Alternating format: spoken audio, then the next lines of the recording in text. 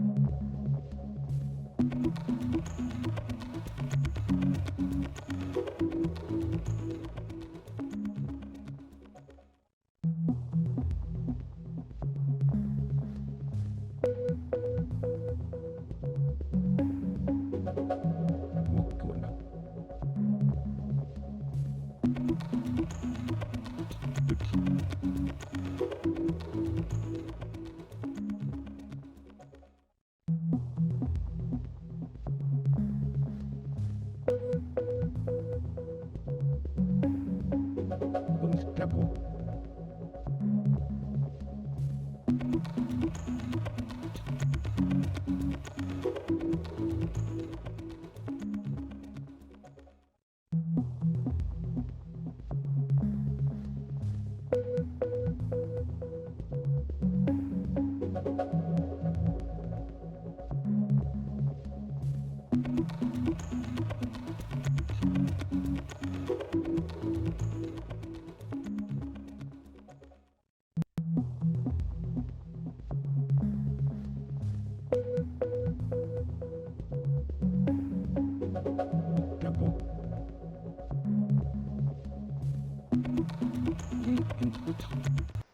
Hello everyone and welcome to the live stream on another beautiful day here in Spain, Wednesday. I love to keep rubbing that in.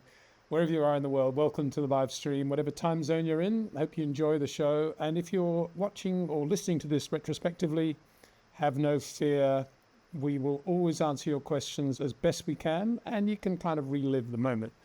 This is, of course, the Wednesday before the Brazilian Grand Prix at the fabulous Interlagos circuit. And we're going to be talking very soon to Mark Slade. I recorded a short piece with Mark about Interlagos from a race engineer's perspective just yesterday. And he'll be talking about the challenges of this wonderful racetrack in São Paulo, a circuit that I first visited. I was trying to remember when I first went there, actually. I think it was 73. I think 73 was my first race. I think it was the year Emerson won, the year Jackie Stewart drove titanically well in the short wheelbase Tyrrell around the bumpiest circuit in history at that time. And the thing was just bobbing all over the place. And even Emerson, I remember Emerson after the race saying he could not believe how quick Jackie had been and how much pressure Jackie had put him under throughout the race. Yeah, it was a great race. But I've got a lot of personal memories, though, from that Grand Prix, because particularly through Carlos Reutemann, who won the first Brazilian Grand Prix, 72 in Brasilia. It was actually a non-championship race, and he won it. Am I right there? No, I think he won. I think it was Interlagos, actually. It was a non-championship race. He won in 72, and then he went on to win it 3 times more. So he's 4 times winner of the Brazilian Grand Prix. Mega. And the classic win for Carlos, which I was very personally involved with, was 77, his first win for Ferrari. And bear in mind, he'd had a really lean patch at Brabham with the Brabham Alpha throughout 76, and he'd jumped into the 3rd Ferrari at the Italian Grand Prix and it hadn't gone that well. Nicky was not very happy about it. Anyway, the new team for 77 was Nicky and Carlos, whether Nicky liked it or not. And Carlos was there, and I remember going to Brazil. I stayed with him in Argentina after the race there in Santa Fe, and then we went to Brazil quite early because he did all the testing. Nicky went back to Europe, to Italy, and as did Mauro Foggieri, interestingly. And Carlos did all the testing. And he said the car was just terrible. It was so bumpy, Interlagos back then, more than you could ever imagine. And it was a beautiful circuit, as Mark Slade says when we chat, because it was basically flat out left-hander at the start, flat out left-hander turn two, both banked, kind of based on the ovals that were being built in Europe back in the 30s. And then with all that lovely infield with the Curva del Sol, that long constant radius right-hander, which was third, fourth gear, mega oversteer corner, massive opposite lock slides. And Carlos was there for 3 days, and he was testing, he was getting nowhere. And they didn't really get anywhere on Friday when the action began until late in qualifying on Saturday, well, just before qualifying. There was one rear wing that Mauro Forghieri had in the back of the garage that he'd built for high downforce circuits. They talked about high downforce even in those days. And they put the rear wing on the car. And Carlos was just fabulous and went out. Even though the car wasn't handling no better, he suddenly had more grip and was still bouncing all over the place. But he qualified on the front row and then won the race. Really good battle with James Hunt. McLaren was quite prone to understeer. It was that sort of car, the M23, and the understeer eventually got to James and Carlos passed him. He looked after the tyres beautifully and had oversteer right at the end of the race, which is what you wanted in Interlagos. I still think you want it today, probably. So the front end is critical in Interlagos. But just talking about James, actually, before we get on to Mark Slade, I don't think he's ever been given enough credit for his performance there in 76, the year before, the one I was just describing. James Hunt had got into the Marlboro McLaren team at the last minute in December 75, when Emerson Fittipaldi suddenly announced that he was leaving and going to do his new team. And they wanted to get Jackie Ickx, and they couldn't get Ickx. And so they sort of last resort was James Hunt. Put him in the car, this M23. And he, gangly, long legs, James Hunt, didn't fit in the car very well at all. It was Emerson's cockpit, obviously. And the first race that year was Interlagos. And James put it on the pole. It was just one of the most remarkable achievements, I think, in modern history in Formula One. James Hunt on the pole in his first race for McLaren at Interlagos in a cockpit that didn't fit him anyway. So, yeah, amazing. Well, anyway, no more ado. Let's talk to Mark Slade about what he thinks about Interlagos. And bear in mind, sadly, irritatingly, it's a sprint race this weekend. For those that like sprints, excuse me, but I'm not a fan. And bear in mind also Pirelli have gone to a slightly harder range of tyres as well. Although it was a wet race last year, obviously, Max just fabulous in the closing. Well, Max fabulous throughout. When it was dry, the slightly softer range of Pirellis were graining and going off, so they've gone a bit harder. Whether it'll be dry, I think it is at the moment forecast to be dry.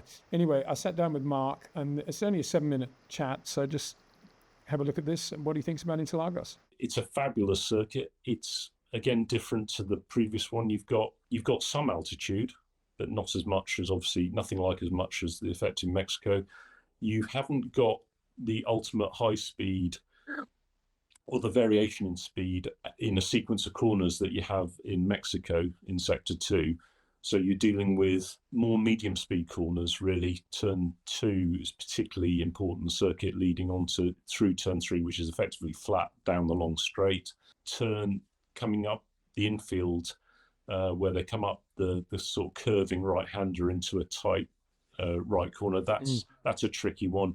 And then you've got a sequence of a couple of relatively slow, low-speed corners where having a strong front end is really important. Then you've got the high-speed 11 into the very tricky turn 12 that leads onto the start-finish straight, or straight.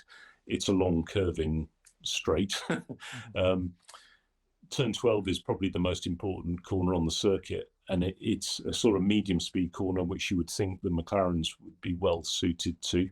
It's where, again, an emphasis on good entry stability and then having good front end so you don't run wide as you come out of the corner is important. It's not too hard on the tyres. It's more of a front end limited circuit, and it's got the very long straights, which is interesting from a qualifying point of view because you can't actually deploy your full power just coming out of the last corner to start your lap. Actually, the distance between the start-finish line, or the timing line, and the first corner is actually quite short. So normally the drivers only start deploying full energy as they come round past the pit entry. to start their qualifying laps. It's a great circuit, even in the truncated modern form. I mean, I wish I'd been around to see the original circuit. When was that last used? 1980, I think, was the last one, wasn't it? Was it Renault? Yeah, with Renault. Yeah. I saw all those races. They were just amazing. If I could the first corner was banked and flat, as was the second one, basically. Yeah. And then the long back straight down to John Watsonville. I call it that because that's when the track broke up in, I think it was 77. And, I think he was the first guy to go off there, and about 5 cars all went off. And speaking of the rain, we've also had massive flooding, just rivers of water across the track at Interlagos as well. In various races. Big problems at turn 3. They cut grooves in the track. I think that would have been the 2003 race was particularly difficult, wasn't it? And then again, I remember when we had Jolyon Palmer driving, so that must have been 2016. There was a lot of rain then. Was that when Romain Grosjean managed to crash on the laps to the grid or the I think it was, yeah. We've had some amazing things. Mark Webber's crash that stopped the race. That was 2003, wasn't it? The race Heidfeld spinning and hitting the safety car. Oh, well, the safety. Fernando Alonso's massive shunt as well. In the Renault. It's been a lot. Yeah, it's a proper circuit. When you'd won there, you knew you'd done well because it was an epic track. It's like Suzuka. Yeah, one of my favourites, to be honest. And what a great place. The crowd energy is phenomenal. Oh, yeah. Wonderful. On the grid there, the way that very high wall to the grandstand and the track sort of sloping. It's got a real sort of gladiatorial feel to it, isn't it? No one had warned me. So in 98, it was my second race as race engineer. Nick was on pole.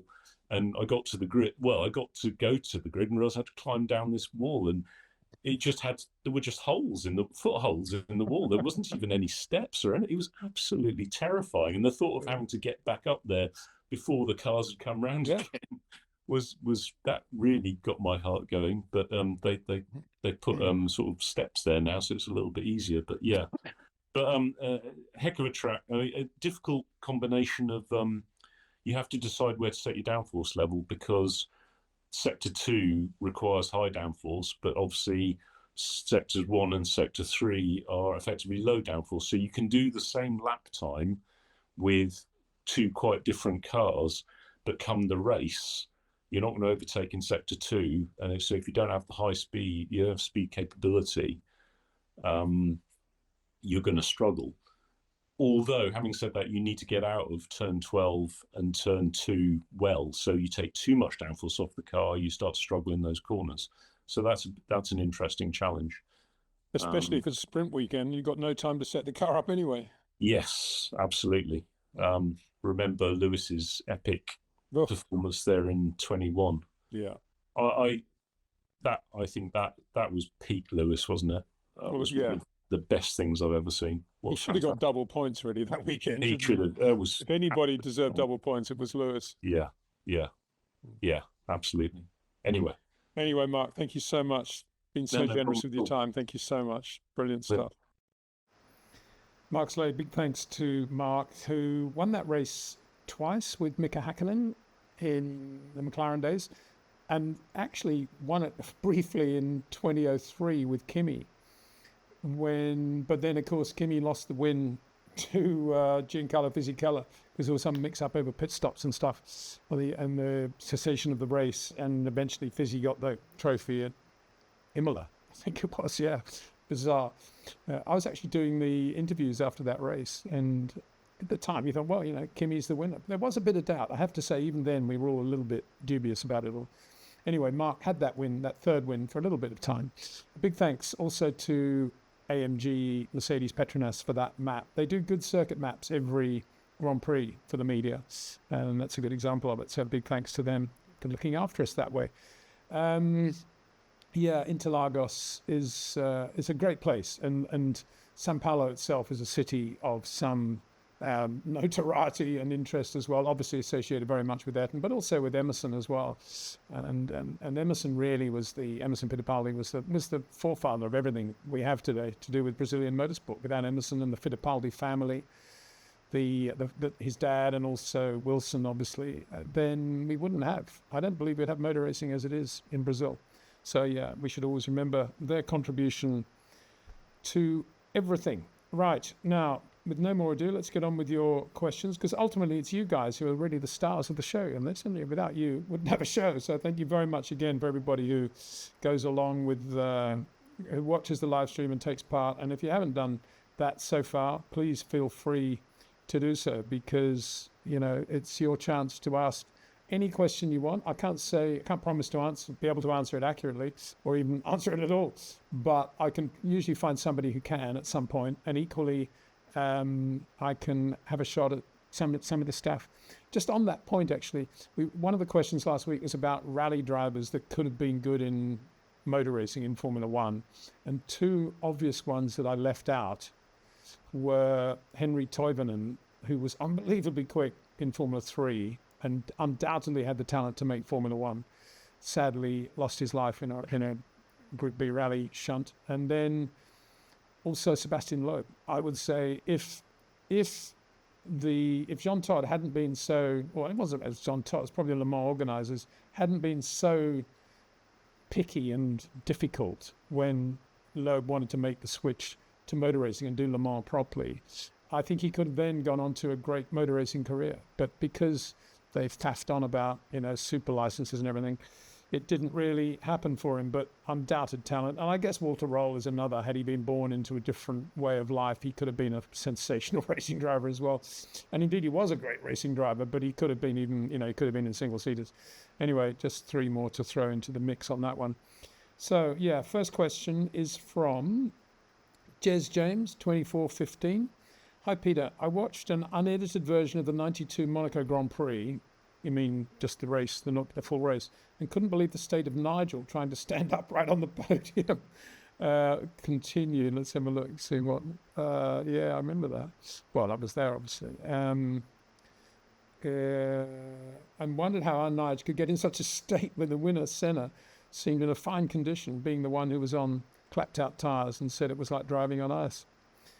Yeah, it's a good point. I mean, Nigel was, you know, he was a bit theatric. You know, there's no doubt about that, because he was a he is a larger than life person. And Nigel's always made it very clear that he's captain of the good ship Nigel Mansell. And if you want to be on board and enjoy the ride, do so, but don't try and change the rules of the way we run things. And that's the way Nigel is. Very easy to read, very nice guy, soft heart, very kind, but a tough man in every respect, and theatric, as I say. You know, if he was suffering a bit or it was an effort and he didn't think he was getting enough recognition for it, he would put on a bit more suffering. I think that was basically the thing, and he did that a lot, much to the chagrin of the British journalists. Mainly, they all kind of didn't like that at all. Actually, you know, I am still very close to Nigel, and was then, and I was team manager in '92 in that race. And I remember chatting to Nigel like the Tuesday after the race, and I said, you know, you okay? Well, what was? You felt terrible when you got out of the car. Obviously, what was going on?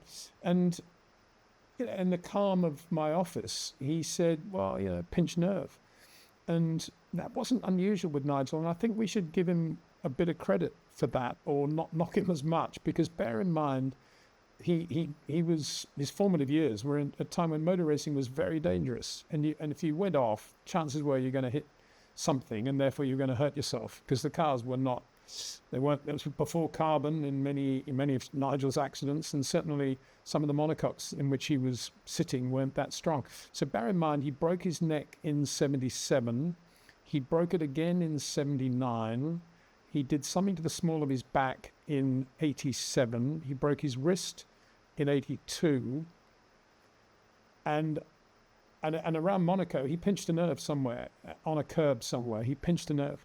And he said he could feel the twinge, and he wasn't really conscious of any pain whilst he was driving, and everything was fine. And then, of course, I don't know what it was, 6 laps to go, he got a puncture, nearly lost it coming out of the tunnel. I remember that.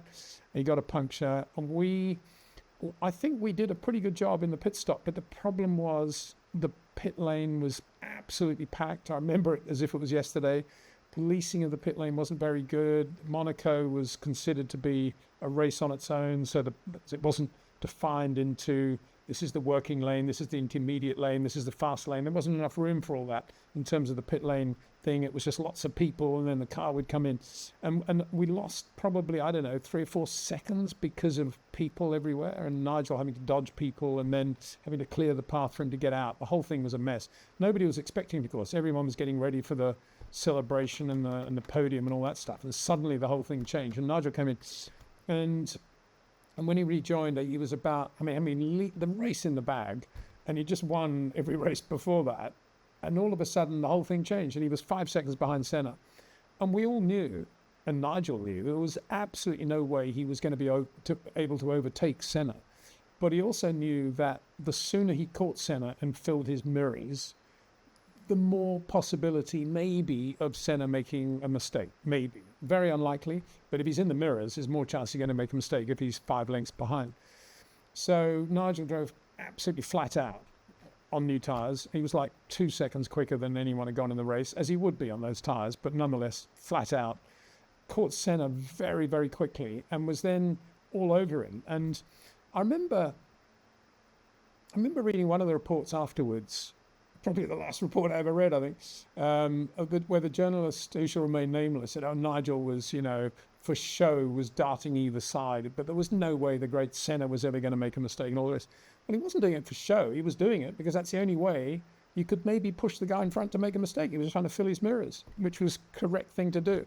And again, they found a way of making even that quite negative. And Nigel was flat out, absolutely flat out. And when you're behind another car at Monaco, 2 or 3 laps, pushing like crazy, it's quite hard work. You've got no vision apart from the car in front. You've got all the exhaust, the debris, everything else.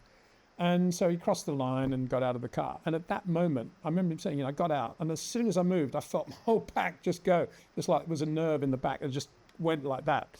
And he didn't want to get out and sort of collapse on the ground. Well, I think he did, didn't he? I don't know what he did, but it was a nerve. And by then, he'd been given such a hard time by the media for sort of acting after the race that he actually didn't say anything about it and didn't do much. He thought that was the right way to handle it.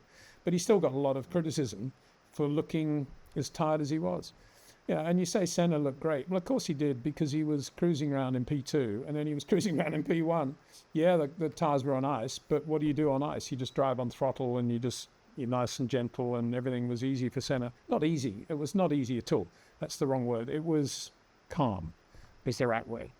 But then again, I mentioned on a live stream earlier, I remember, I think it was 91 San Marino Grand Prix, might have been 92, 91, I think, up in the green room before the podium. Senna absolutely just sitting there, head in his, kneeling against the wall, head in his knees, could not move, to the point where we were sending off for a doctor to get him. And he'd just driven the car, same as Nigel. So it wasn't only Nigel that had those issues. But anyway, good way to start the show, isn't it? With the memory of the 92 Monaco Grand Prix. Dillstar 22. Hello, Peter. You called me Mr. Lawless last time.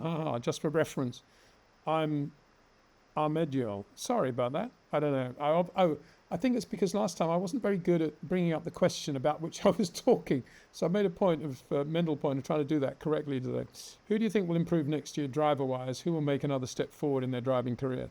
I think Isaac Hadjar, for sure, immediately springs to mind as somebody, and I'm assuming he's alongside Max, will learn a lot from Max and will refine an already prodigious raw natural talent and become really, really good.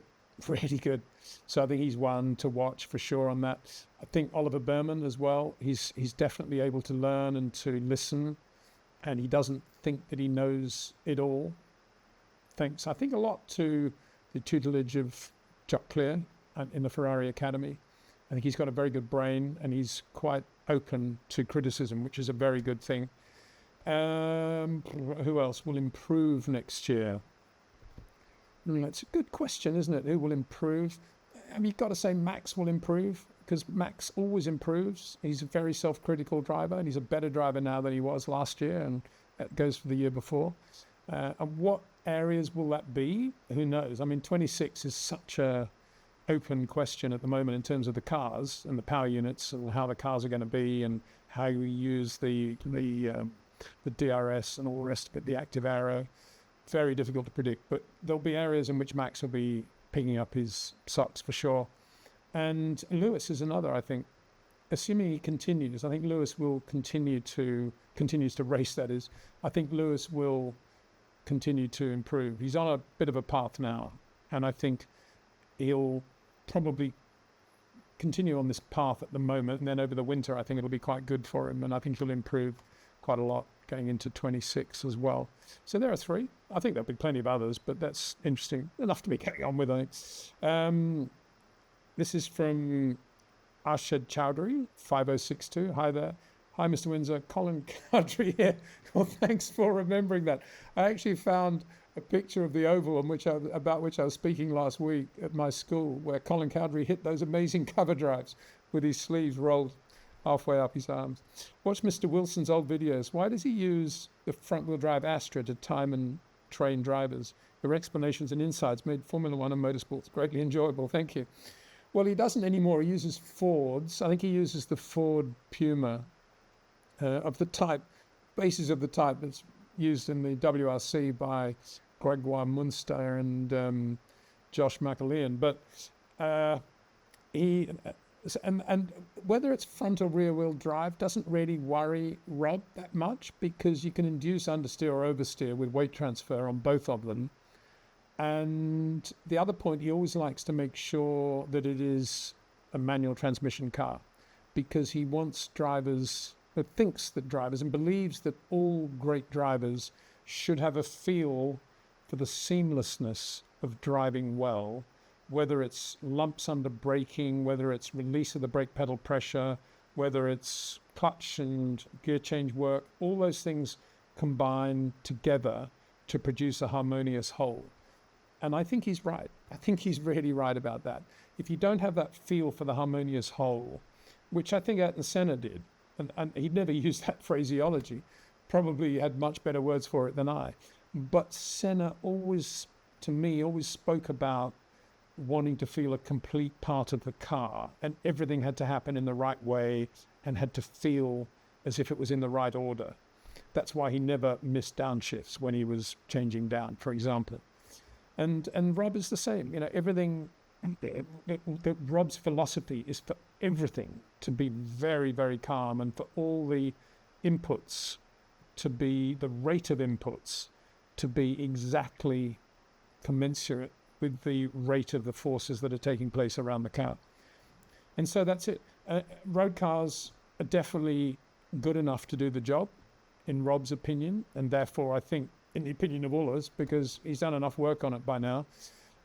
Because this is, if you're teaching or with a driver and you're trying to develop skills, because you can talk easily, you don't need to wear a helmet and overalls, you just wear your seatbelt, you have cones, you can't hit anything, and all the faults in a driver, if it is coming out of the brake pedal pressure a little bit too abruptly, or loading the steering a little bit too spikily, or putting on the throttle with a little bit too much jerkiness, all of those things will show up in a road car. In fact, they'll be magnified in a road car, which is why Rob can quite often get in a car alongside a current F2 driver or a current F1 driver and go quicker on a 2-minute lap, which is quite a long lap in a road car between cones and stuff, and he can be quicker, even at his age. So, yeah.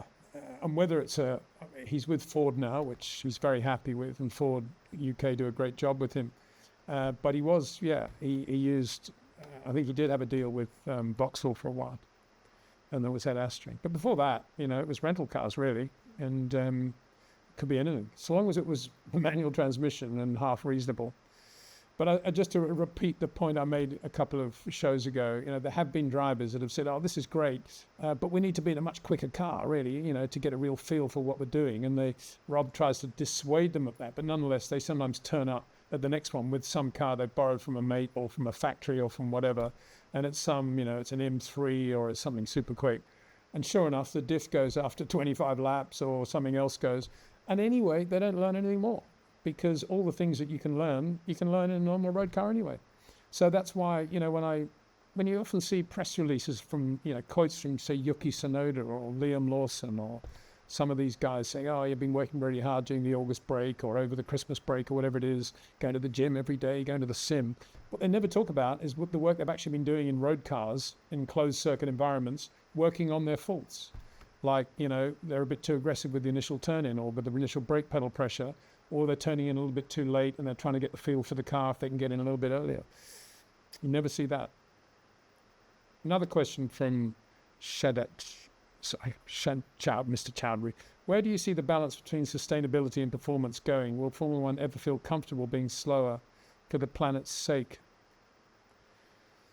Well, I think it will, providing they can be rah about top speeds and overtaking, which seem to be the two things that, the two rather, in my opinion, rather banal things that Formula One seems to be focused on. I think they're okay with throttling back in other areas. And I think already you could say there are some areas where Formula One is slower than it should be or could be because of sustainability.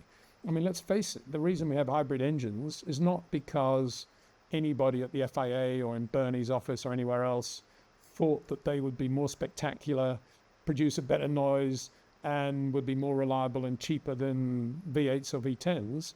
We have them because the powers that be thought, well, we better be seen to be sustainable, and if we're going to get more manufacturers into Formula One, we've got to be going the hybrid route.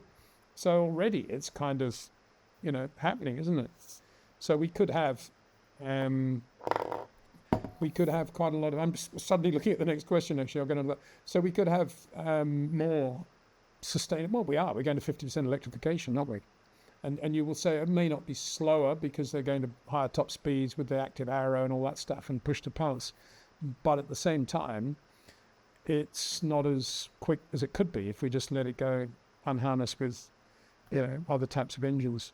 Now, this is what the Lee Kambaga here is actually pointing out that I don't know if he's pointing out that I was wrong about the forecast. I said it looks like it's dry. That's the one I saw. But he's saying looks like rain is forecast all weekend in Brazil.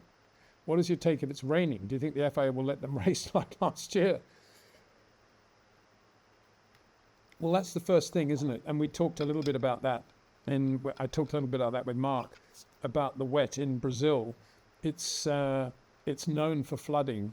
And because of the contours of the circuit, some parts of the circuit can get really, really wet in terms of standing water. So if what you say is true, be ready for a weekend of delays and disruptions, because it won't be the easiest of circuits for water drainage. They may have improved things a little bit, but it's not that easy on a circuit built on the side of a hill like that. And besides anything else, it's between the lakes. There could be flooding from the lakes. That's why it's called Interlagos. So yeah, I mean, if it is wet, the next thing is what sort of race will it be, and how will the FIA police that in terms of, are we going to run a proper wet race? Are we going to wait till it's dry? Who's going to run a wet setup? Who's got to dry? All the stuff we saw at Spa. I hope they've learned their lesson and we actually have some proper racing in the wet. And we start on a wet track as distinct from a semi-dry track. Easy for me to say that, bearing in mind the number of shunts that have been in Brazil in the wet, notably Mark Webber and Fernando Alonso. I think they're both in the wet from memory. Massive shunts. And also Heidfeld.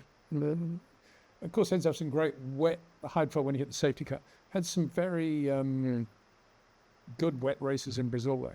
Very good. So if it's wet, let's hope it's a great race.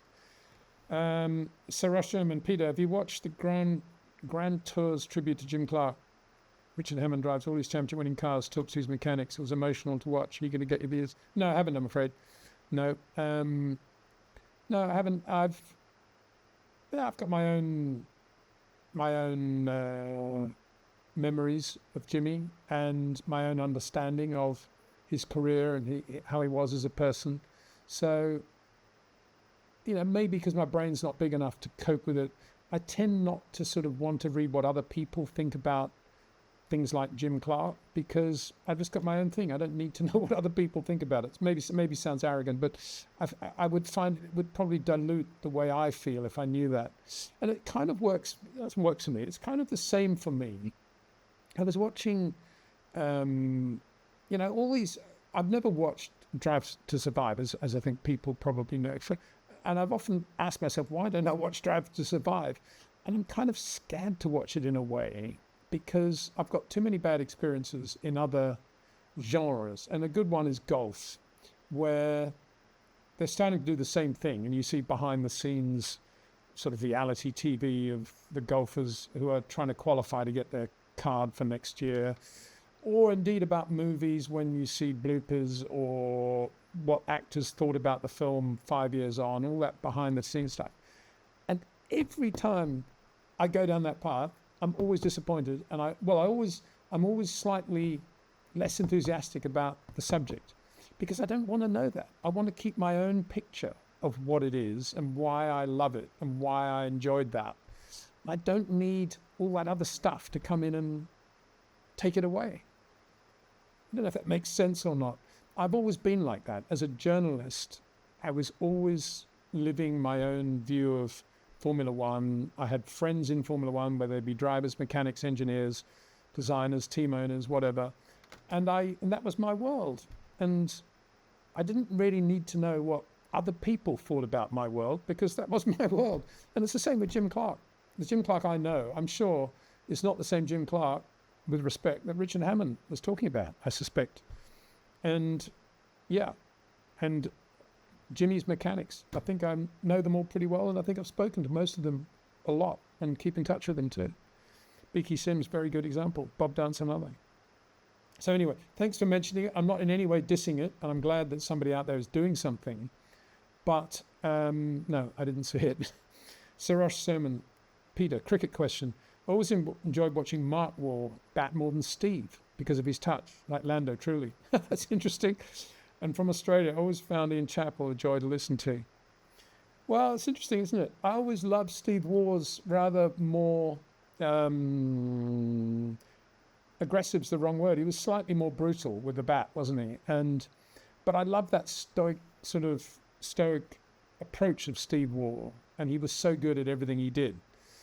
Mark Waugh, definitely more of an artist with the willow in his hand, but he didn't have the steeliness of Mark Waugh, and that's what I loved about Steve Waugh. That's what I loved about Steve Waugh, and still do.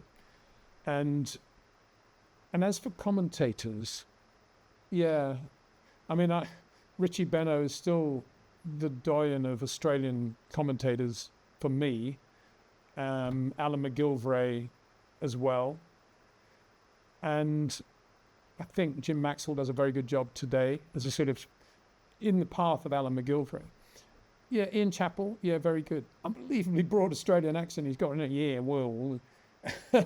But Ian Chappell, yeah, definitely outspoken and knows what he's talking about, definitely, you know. So, yeah, you mentioned all the greats there, including Lando Norris and Jarno Trulli. I'm not sure Jarno was very good at cricket. Don't think he was. Left-hander, spin bowler, maybe. Sir Ross Soman again. Peter, when you look at Max, Leclerc, Hamilton, you get a feeling that they don't hold the steering wheel tightly, just enough so they get the optimum feel. Doesn't feel to me like they hold it tightly. No, they don't. They don't. For sure they don't. I've never known a great Grand Prix driver who does. And it's all thumb and forefinger generally is where the feel is coming. And yeah, all the steering wheels are probably molded to the shape of the hands of all the drivers. And indeed they have been for a long time. By Momo, Personnel, all the great steering wheel manufacturers. Today, of course, all the steering wheels are made by the teams. But yeah, it is a fingertip thing. And although Nigel liked a very thick steering wheel rim compared with, say, Nelson Piquet, when we had Personnel wheels, yes, it was there, but it was there more for his other fingers to grip, whereas the actual feel part was thumb and forefinger was actually quite light with Nigel, as with all the great drivers, as I say. And I think, you know, if you've done any karting and you go out for the first time in a kart, generally you're a bit tense and you hold the steering wheel quite tightly as a result. And you come in and after a 10-lap run or whatever, your hands and your wrists can hurt quite a bit and maybe they're shaking a bit. And the first thing you think, well, next time I go out, I'll hold the steering wheel much lighter. And as soon as you do that, of course, everything starts to happen. That whole business of tightness is a sign of anxiety, and often you see it with supposedly quite good Grand Prix drivers who are capable of getting on the podium and maybe lucking into a win or two. You can tell in the way they're driving that they are holding the steering wheel tighter than, say, a Max would.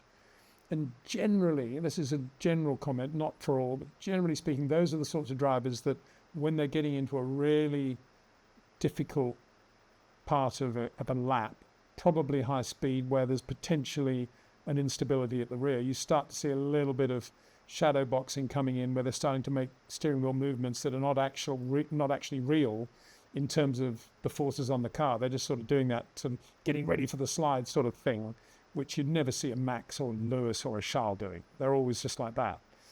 Or a Nigel or anybody, or a Prost or a Senna. So, or a Michael. So, yeah, it's a very interesting thing that how tightly you grip. And it's the same in golf. You know, there's a real parallel in golf. I don't know what it's like in tennis. I suspect it's a similar thing.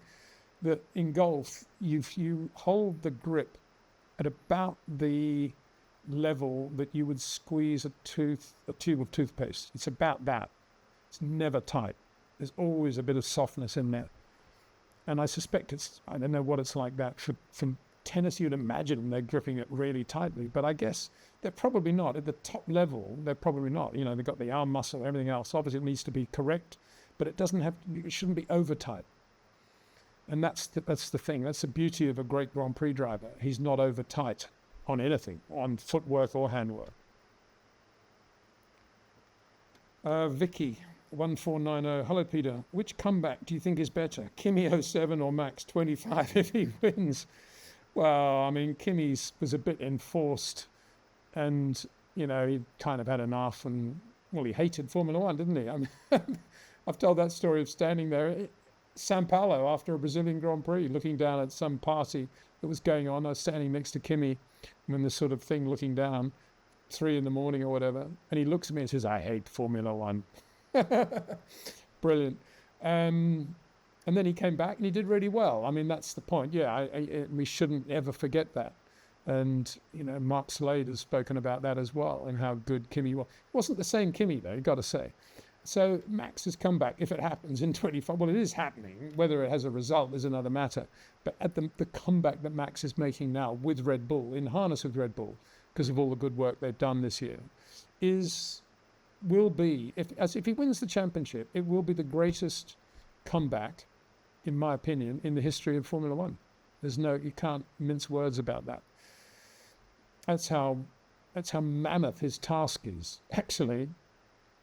And it won't happen unless McLaren in play, and they have a string of DNFs, you know, 2 or 3 or 4. If they continue to rack up points, I think it's almost impossible for Max to win it now, is my opinion. But, you know, we've seen him do the impossible before, so let's see what happens this weekend. I mean, if you're a Max fan and it is going to be wet in Interlagos, you're rubbing your hands with glee right now, I think, aren't you? And there are plenty of other people out there who can take points from McLaren in the wet as well. That's another interesting point. Gandalf the Fool. Hi, Peter. I hope you're doing great. I am. Thank you very much, Gandalf. And I hope you're not acting the fool. What is it? It's fireworks night tonight in the UK, isn't it? Used to call it bunger night in Australia. I think that's all gone now because they don't allow you to buy bungers anymore. Bungers with 2-penny things about that diameter and about that long, which the kids, not me, used to put up the exhaust pipes of cars and in letterboxes and stuff, just for fun. Yeah, that's all stopped. Bunger night. Gandalf says, Peter, do you think it would be more interesting to set a limit on how many times a driver can open the DRS but remove the constraint on when the DRS could be used if we were to keep active aero DRS? Well, it's an interesting one, and we should certainly file that away, that idea, for next May, when we've had a bit of experience with the dreaded active DRS and seen how it's gone and whether or not it's working. And what you're suggesting there is not a bad thing. It kind of makes sense, doesn't it? All these things, I mean, they're all artificial, aren't they, obviously? And I don't like any of it. I don't like artificial aids on the cars. I like the drivers just to get in and drive, and I like the overtakes to be pure. But if you're going to have these artificial aids, there's no point in having them unless you can dress them up and you can accurately understand as a fan exactly what is going on. So if you were going to do what you suggest, you'd have to have graphics on the screen which obviously show how many times the DRS has been opened by every driver. And then you'd really want to have some sort of build-up as to when he's going to do it next, which requires the things that I've always been talking about, which is, really getting inside the team with audio and having proper build-up to, should we do it this lap or the next lap, and really make it exciting, as if it's a movie, if they want to have all these artificial aids. But they won't do that. They'll just have a list of how many times they've used it, and then, oh, bang, yeah, he's used it again. And there'll be no build-up, and that will be kind of lost. So that's why artificial aids for me are artificial aids. I don't like them. C2500. Peter, thanks for showing your amazing knowledge and always referencing historic examples in your responses. Well, thank you very much. Not always springing to mind as quickly as they should, but hopefully doing the job sort of. With Cadillac Formula One coming on next year, how would you rate Michael Andretti's driving style? Watched him a bit in IndyCar and obviously in Formula One that year. Difficult year because the car wasn't that good. Then the Ford engine wasn't very quick, and even Senna struggled with it. So he never looked like Senna. His corners were definitely not short corners compared with Senna, but they were. I wouldn't have said he was by any means a spiky driver. He was very, very harmonious and supple, like his dad, but his corners were quite long, unlike his dad. So that's my memory of him, and I think it was the same in IndyCar from what I can remember with him. I think he was good, Michael, and he didn't make the best of that year in Formula One politically with Ron. He did all the wrong things, really. He didn't live in the UK, and, he didn't, his wife didn't understand that she wasn't supposed to be on the pit wall at McLaren, and, all sorts of things like that. So he didn't make it easy for himself in a team run by Ron Dennis, who's pretty easy to read, really. You know what Ron's going to like and what he's not going to like long before you get there, and you behave accordingly. And he didn't really. He just could have came in and carried on as he had in IndyCar, and I think that was a real problem. He didn't make it easy for himself. But he's good. He was very quick. I think he was quicker than... He should be given more credit than he got that year, because he was up against Senna, for Pete's sake. What did the American press thought he was going to come in and win Grand Prix and beat Ayrton Senna? It was never going to happen. So I think actually he did a pretty good job. And I hope it goes well for him and for the Andretti family with the whole Cadillac thing coming along. And I do remember Mario saying once that the son with all the natural talent was Jeff, but the son with the burning ambition was Michael. So maybe that explains it. Consequences of Living. Wow, there's a good name. Hi, Peter. I hope you're doing great. I have a solution for Ferrari. It's obvious they're not a great racing team like Red Bull. They're not even as good as McLaren or Mercedes. So their only hope is to become a one-driver team, let Lewis go to Aston, get someone like Antonelli in the second car, set up the car, inch perfect to where Charles wants it, like Red Bull does for Max. Within 2 years, they'll be challenging. Well, yeah, I mean, you're absolutely right in many respects. And you're kind of echoing everything that I've always said, that if you've got a Charles, or you've got a Lewis, or you've got a Max, or a George, or a Lando, or an Oscar, you don't need to mix and match amongst that group. You put in lesser, younger drivers to complement the talent of this major star that you have, and you work around that. And that's, if you look at the history of the sport, that's where the results have always been best. And the minute you pit two very quick drivers with great records alongside one another, it ends in tears, as it is at McLaren right now. And I've always said, Lando, Daniel Ricciardo, Lando probably would have secured the world championship by now if it was Daniel in the other car. I'm not saying that mathematically the number of points that Oscar's effectively taken from Lando. I'm talking about the way the team is run and the way the momentum carries forward. That's what I'm talking about. And yeah, Charles Leclerc with Kimi Antonelli would be a better combination than Charles Leclerc with Lewis Hamilton, in my opinion, or Lewis Hamilton with Kimi Antonelli, for that matter. Not George Russell. That's the point. And so often team owners get it wrong. often urged on by the public who keep saying, as they did with Sergio Perez, they've got to have somebody quicker in the other car. Well, yeah, he was a perfect foil for Max Verstappen, the perfect number 2, Sergio Perez. And he should never have been released from the team, in my opinion, because he was always doing the job. The problem was he kept getting wound up by the Mexican press. He kept saying, oh, you're as good as Max. If only they gave you the car, the treatment, you could blow him away. Which, of course, is complete nonsense. So, yeah, but no, they don't learn, because I guess team owners are greedy, like Zach Brown. Oh, I've got Lando, I've got a great car. Got to have Oscar Piastri now. He's potentially out there. Got to have Oscar. But you got Daniel. Yeah, but he's quicker. He's quicker than Daniel. Now look at the mess they're in. They don't learn. They just want everything. And it's a shame. It's a great shame. Well, it's lack of understanding, isn't it, really, if you think about it? Consequences of living again. They've missed the boat with Charles Leclerc. Unless the best engine in 26, Charles is all but gone to Aston or Merc, depending on Max. If rumours are to be believed, Toto only rates Max and Charles. Well, it doesn't matter what Toto believes or rates, that we all know who's quick and who isn't. And we all know that Charles Leclerc is very good and quite capable of winning a world championship in a world championship winning car. And until now, he's never really had an opportunity to go anywhere else, because there have always been very big star drivers in all the other good teams.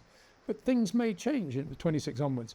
And if Ferrari don't have a good car in 26, absolutely for sure, Charles will want to be in a Merc or a Red Bull or a McLaren. And that's obvious. Don't need Toto Wolff to tell us that. Another one, consequence of living. There is a growing belief around the teams that perhaps only Charles is capable of beating Max in close competitive cars. As harsh as it sounds, I think they're right. Well, I would add George Russell to that. I think George, in a close competitive car with the Red Bull, is quite able to race Max and be with Max. I think Max is a better driver, and I think Max is a better driver than Charles. But I think Charles is better than George. But I think all three of them are quite capable of winning, if they've all got equal cars over a 24 race championship. So I wouldn't exclude George Russell from that right now. And I don't know, where do we think Lando and Oscar are in that hierarchy? You got Lando in a Red Bull and Max in an Aston Martin, and the Red Bull's actually quite a quick car, or Oscar in a Red Bull. Are they going to be that slow? Maybe not. It'll be interesting to see. Everybody's kind of the opinion now that Lando and Oscar are not that good. They're not Charles or Max. Well, they're not at the moment, but they could be. And one of the questions earlier in this live stream was about who could improve. Okay. Oscar could well improve in 26, I think. You'll learn a lot from this year. Nick Woodbridge, 6291. Hi, Peter. I was wondering if I were ever to go to a race, which you would recommend? Well, it kind of depends on where you are, but I guess it doesn't these days. The world is such a small place. Wow, it's a good question. I was just rereading, as I say, the 77 Brazilian Grand Prix report, and I was going on and on about what a great spectator circuit Brazil was. And of course, I was referring to the Curva del Sol, the long, long right-hander, where you could just stand on the bank and look down at this amazing corner. Not quite the same. It's probably still very good at Interlagos, but packed, absolutely packed. You wouldn't want to be in one of those packed grandstands, I wouldn't have thought. And there don't seem to be that much, there don't seem to be that many spectator areas around the other side of the circuit. So anyway, Interlagos, definitely, if you want, a bit of Brazil, bit of, culture shock going to Interlagos, have a go. Where else would I suggest? Montreal, because it's a great city and a lovely country, Canada, and Gilles Villeneuve's heritage there. I love going there. And so I would say that would be one of my top races. Suzuka, Japan. I love everything about the way the Japanese embrace motorsport, whether it be the drifting, whether it be rallying, whether it be Super Formula, whether it be Formula One. I think that's all, very, very individualistic. It's very Japanese, and Suzuka is the best circuit on the calendar. There's no doubt about it. So I'd definitely include Japan. Monaco, if you've never been, hard to beat, but not as nice a race as it used to be, partly because there's too much loud music and too many places they close off the roads. Even once practice of the race is over, they still close off the road for some party or something ridiculous. And most of the lovely old hotels have gone, and now you get ripped off. But nonetheless, it's still pretty nice to be driving along that coast road past Cap Ferrat, Beaulieu, and then down towards Monaco and the Mediterranean, the golden light of the Mediterranean. Hard to beat that. So that'd be another one, I guess. Singapore, yeah, definitely Singapore. Good race, amazing view at night of what's going on. Lovely to see that part of the world lit like that. And a country with lots of history. You know, if you're interested in, for example, World War II, there's so much there that you can touch and feel, from everything, from the Ford garage where the treaty was signed, the surrender was signed, to, you know, the Anderson Bridge and everything else, and the lovely old hospitals that still remain. So I love Singapore. Where else? Australia. Yeah, I mean, for me, it's always been a shame that we don't go to Sydney or Adelaide, but, you know, Melbourne is what it is, and it's the Grand Prix, and the Australians have that way of doing it. I always feel it's a bit of a shame that we miss the height of the Australian summer as well. For me, the Australian Grand Prix should always be held, you know, in February when it's really hot, and not in sort of showery March or whenever it is. So that's, yeah, maybe. Another race may surprise you. I like Bahrain, actually. I like the country. I like going there. I love the sort of sandy desert feel of Bahrain much more than Abu Dhabi or Qatar. And it's got a sort of slightly colonial feel to it, which is lovely. And not that I'm colonialist, it's just got, I'm talking about architecturally. And then the circuit is a great circuit. I really like the Bahrain circuit. Some great corners there, particularly 910, obviously. So, yeah, Bahrain would be another one. Probably the least expensive, maybe, to go to, I would imagine. So there's a few. Probably lots that I've forgotten, but yeah, certainly a few. WCR Movies. Hi, Peter. Firstly, I'd like to thank you for the amazing streams. Oh, thank you very much. I often listen to them whilst working. And as a Kimi fan, the Mark Slade videos have been gold. Yeah, I don't know if you've seen the short I've just put out. I had to put it out as a short because it's so funny. It's Kimi having his first attempt on the McLaren sim. We all know what Kimi and sims were like, you know. It's like me and, well, I was going to say Spanish food, but I better not. I'm not that good with Spanish food at the moment. But anyway, we'll get on to that at some point, I guess. Anyway, Kimi didn't really trust or like simulators from beginning to end, because apart from anything else, it was just enclosed. He had to do some work. I think that's what it was. And when it was the new Hockenheim, they made him go to the simulator. And it was the first time he'd done it. He used it. And Mark says, within 10 laps, he was, oh, this is boring. And he started driving up the pit lane the wrong way and crashing through the pit wall to see what would happen and doing all these naughty things. Kimi Räikkönen. And then there was the time, you know, when Ron Dennis had some very highfalutin tennis players playing a doubles match in honor, I think, of his wife's birthday or something in their house in Cannes, or Mansour's house in Cannes. And, yeah, and let's say it was Borg and, I don't know, McEnroe or whatever. Something was that ilk anyway. And they were playing, and Kimi was there as part of that, you know, the sort of McLaren family. It was a big birthday occasion. And Kimi took it upon himself to become a ball boy. And whenever a ball ended up at the net, he'd run in and get the ball. But instead of sort of throwing it along the ground or whatever to the ball or the McEnroe, he'd just throw it out over the fence out of the tennis court. He thought it was quite funny.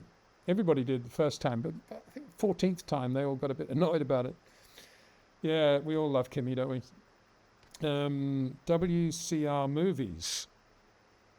Has to sing from WRC Movies. Okay. For my question, I'm a non-fiction book designer by trade, and therefore love that you often bring beautiful books into your stream. Do you have a favourite Formula One book from a graphic design perspective? I was just about to say Jim Clark at the wheel. But you've just added that little graphic design perspective element. Definitely there are. I'll tell you what, I've actually got a book right next to me. And this is not coincidence, and I haven't read these questions in advance.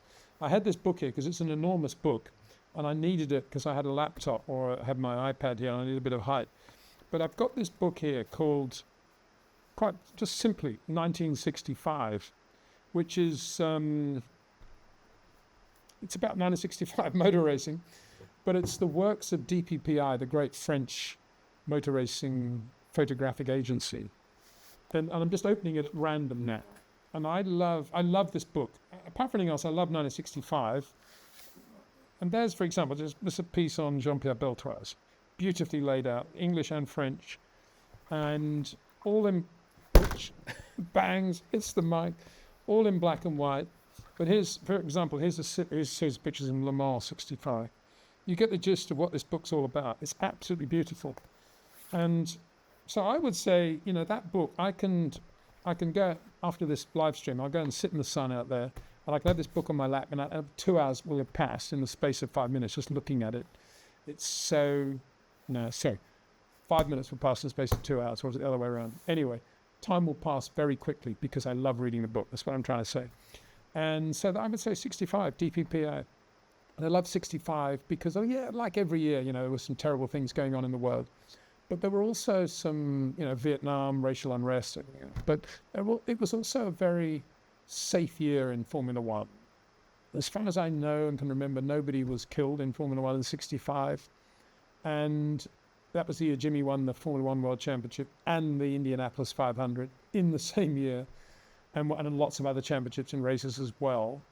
And it was the last year really before sponsorship and everything changed and the 3-liter formula happened. Yeah, it was a little bit longer for sponsorship, but things started to change in 66. 65, the little 1.5-liter Formula One cars were just beautiful, perfectly matched to the circuits. It was one of the reasons there were no really big accidents, serious accidents. And the drivers' helmets and overalls were perfectly in size with the cars. Everything looked great, Lotuses were green and yellow, Ferraris were red, plain red with blue wheels sometimes, or sometimes blue and white.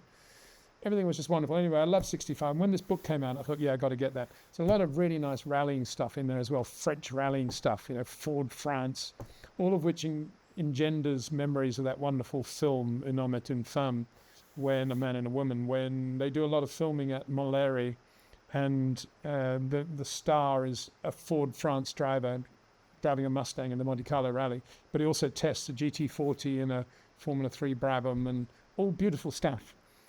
I just love that period. I mean, that's one of the reasons, one of the ways that Nigel Roebuck and I gelled was, I said, I just loved the 60s, Nigel. This is quite early on. I'm going back to the 70s now. I loved it.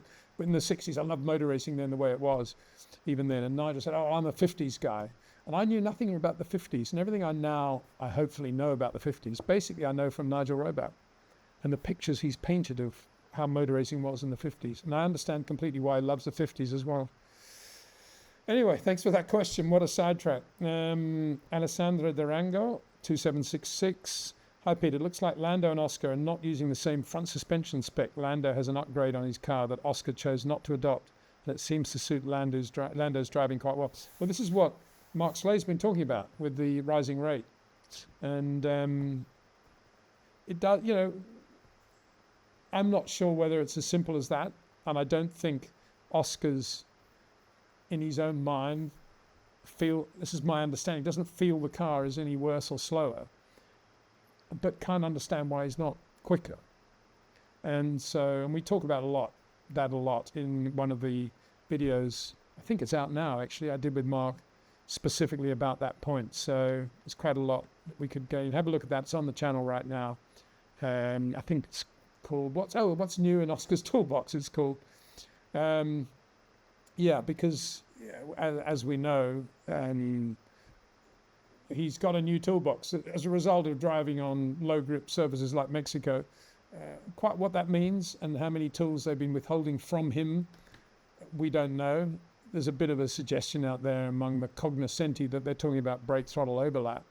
But I've always been of the opinion that on low grip surfaces, you want to minimize the amount of brake throttle overlap, apart from the formation lap when you're trying to get a bit of temperature in the tires. And Lando and Oscar's been very good at not having too much overlap, which is a good thing in my opinion.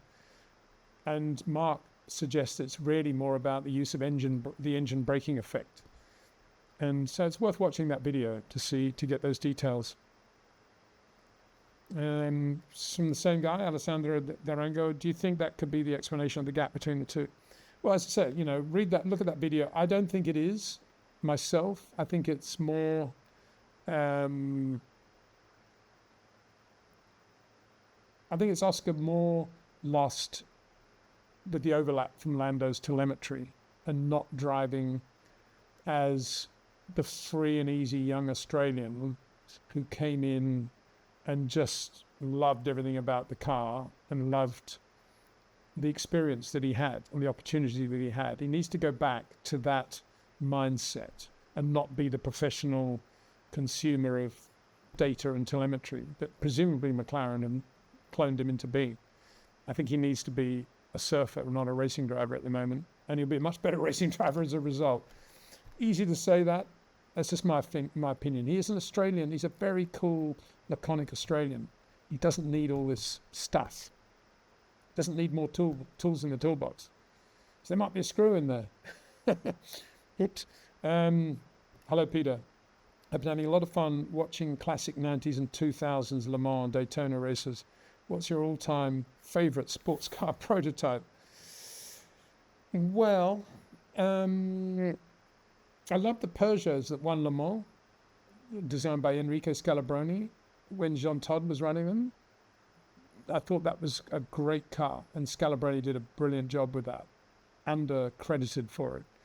Before that, I think since then, it's kind of difficult because they kind of all look the same, and I don't know, you can get fired up about the Audis or the Toyotas or whatever it is, but, you know, they kind of look the same. There's nothing characteristic about them, in my opinion. I need then to go back to the big dilemma in my mind of which is the greatest looking car of that whole world endurance world.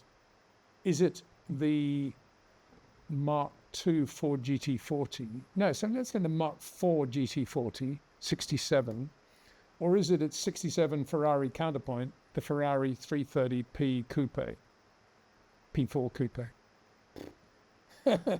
Which would you rather? I think if it ultimately came down to it, I'm just looking across to see, I think I've got a 330 P4 somewhere, I'm quite sure. Oh yeah, it's way over there, I won't bother. It would come down to a 330 P4, I think. I think it's the Ferrari 330 P4 67 Le Mans car. V12, Mauro Forghieri at his very, very best. The Spider wasn't bad either, but I just preferred the Coupe. I don't know why. So thank you for that question. GT40, hard to beat a GT40. I mean, the Mark I, when it first came out, was absolutely brilliant. So was the Mark II, the Bruce McLaren car. And then I love the J-Type as well, the Bread Van thing. And then the Dan Gurney AJ Foyt, Mark IV. Actually, I preferred the yellow one to the red, I think. But anyway. Sujo. Greetings from India. Hi there. The Indian Formula 4 Championship season has started. What I found interesting was the youngsters from India, South Africa and Kenya are all talking about dreams of competing at Le Mans. That's interesting. And I think you're saying the dreamers of Le Mans rather than Formula 1. I think that's what you're saying. If so, I credit Yifei for that, because Yifei is an incredibly talented Chinese driver and should have been given an opportunity into Formula 1, in my opinion, and never was given that. And so he's now gone into World Endurance and won Le Mans. And I suppose that's become a bit of a role model now, because that's an easier path. It's a more logical path for young kids to follow, and they can see the success of that. And bear in mind, Yifei, everything was correct. I mean, he didn't have a massive amount of money, but he had a massive amount of talent. And he went to France, to the French School Academy at Le Mans, and was racing Formula 4 and doing all the correct things, but just never got the opportunity to do what he should have been doing, which is Formula 3 and Formula 2. Ridiculous. And other Chinese drivers who should remain nameless with a lot of money were sort of just leapfrogging him into Formula 1. But he was there on talent alone. And if those young kids now racing in the Indian Formula 4 Championship are thinking the Yifei path, all credit to them, in my opinion. I think that's really good. Sujo says the same person, the World Endurance Championship is on the rise, having its golden age. The spectacle is great. Tifosi filling the stands, and you have a screaming cos with V12 engines in the Aston Martins. Viewership going up. It's great. Well, let's see how far it goes. I mean, the great Bernie business model was to make sure that World Endurance, Formula 2, any other category of single-seater racing did not in any way impinge on Formula One's ability to get the maximum amount of money focused on its heart, and whether or not Liberty allow World Endurance possibly to come in and start taking some of Formula One's money. I don't think we're at that level yet, because you say viewership is going up. Yes, and we know at Le Mans the grandstands are full, but I can tell you now there'll be more people watching the Brazilian Grand Prix than watch the World Endurance race in Brazil, and there'll be certainly a lot more money coming in around that race than would ever have come around the World Endurance race. So that's going up relative to itself and where it's been, in order to get to the point where it's actually able to generate massive TV right revenue and sponsorship revenue for the championship. It's still a long, long way to go. That's why I think they've encouraged so many manufacturers in there, because they are going to underwrite it and support it. And they're not going to make money doing it. They're going to lose a fortune doing it, but they may well gain in prestige and car sales as a result, or whatever reason they're doing it for. So that's there, and it's underpinning it, because if it wasn't there, it would be purely underpinned by rich amateurs. But at least we've got manufacturers in there now. But as I say, to start expecting 7 or 8 large TV conglomerates spending a minimum of 70, 80 million a year, putting it all together as a package for WEC, I think that's a long way away yet from that. Not decrying it, and actually in reality it probably makes it a much nicer place to go for a race, because there isn't so much going on, there's not so much stress, and it is about the manufacturers doing it as well as they can do it. And it's probably a very pleasant experience to go to a WEC race now. A lot less frenetic, but I don't think we should compare it yet, because with Formula One, not that you are, but I mean the implication is that maybe it could become really big. Going back to Mr. Chowdhury, Colin Cowdhury, was Daniel Ricciardo's move to Renault and McLaren poor decisions even at that time? Why did he struggle at McLaren? Was it the car or Lando? Well, yeah, I mean, I knocked it as a terrible decision to leave Red Bull when it happened, and I stand by that. You know, nothing to do with retrospectively looking back. I declared it immediately to be a massive mistake and effectively the end of Daniel's career. But he did go there, and he obviously, his bank account improved, I'm sure. It's the one area, but the rest of it must have been miserable for him, because he was looking at a Red Bull that was really quick, that could have, you know, in which he could have won more races, and he was droning around in a Renault and a McLaren, going nowhere really. And I think ultimately, as I said at the time he made this decision, it comes down to doing something that is counter to what is the correct path for you to follow. And if Daniel spent all his life until that point trying to get into the best Formula One team that he possibly could, i.e. Red Bull, he had made it. And there he was leaving the best team in Formula One because he was annoyed that the other driver was doing a few things better than he was, even though Daniel was still doing quite a few things better than Max at that point, and just couldn't handle it and went to Renault and then McLaren. And because he went against the grain, his own personal grain, he lost it as a racing driver, in my opinion. Yes, of course, there were moments when you get in and he won Monza and he did these other things, but ultimately he was not the same driver because he went against his soul. And that's where it's at. And why did he struggle at McLaren? Yeah, for sure it was Lando, who knew the team well and isn't slow at all. But Daniel was not at his best either. Not at his confident best. His fluid, comfortable best. But as I say, if he'd stayed there, he would have been a really good number 2 to Lando. And as I say, Lando could well have won the World Championship by now if that was the driver lineup at McLaren still. Hi Peter, we don't see Scarbs anymore. Please bring him back. Love Mark Slade too. More people from various past roles in different teams to mix it up, please. Well, I was talking to Scarbs as recently as the weekend. He's in great shape. He's taken a bit of a sabbatical for various personal reasons over the last 12 months. But we were planning the winter and the new car launches and other stuff in which he's very much going to be a part of what we're doing on our channel with Mark Slade. So Scarbs, cheers. Looking forward to having you back again, and all the best to you. And thanks for the comments about Scarbs and Mark Slade, because that is our new team going forward through the winter and then into 2026. Ashish and Jane 5965, excuse my pronunciation there. How would you improve Formula One TV broadcast if you were in charge? Well, I would have a lot more behind the scenes stuff, real stuff. As I keep saying, we miss so much of the iceberg that is Formula One. We only have the tip, generally. We have the drivers. We have fairly vanilla flavored interviews, which don't really do much.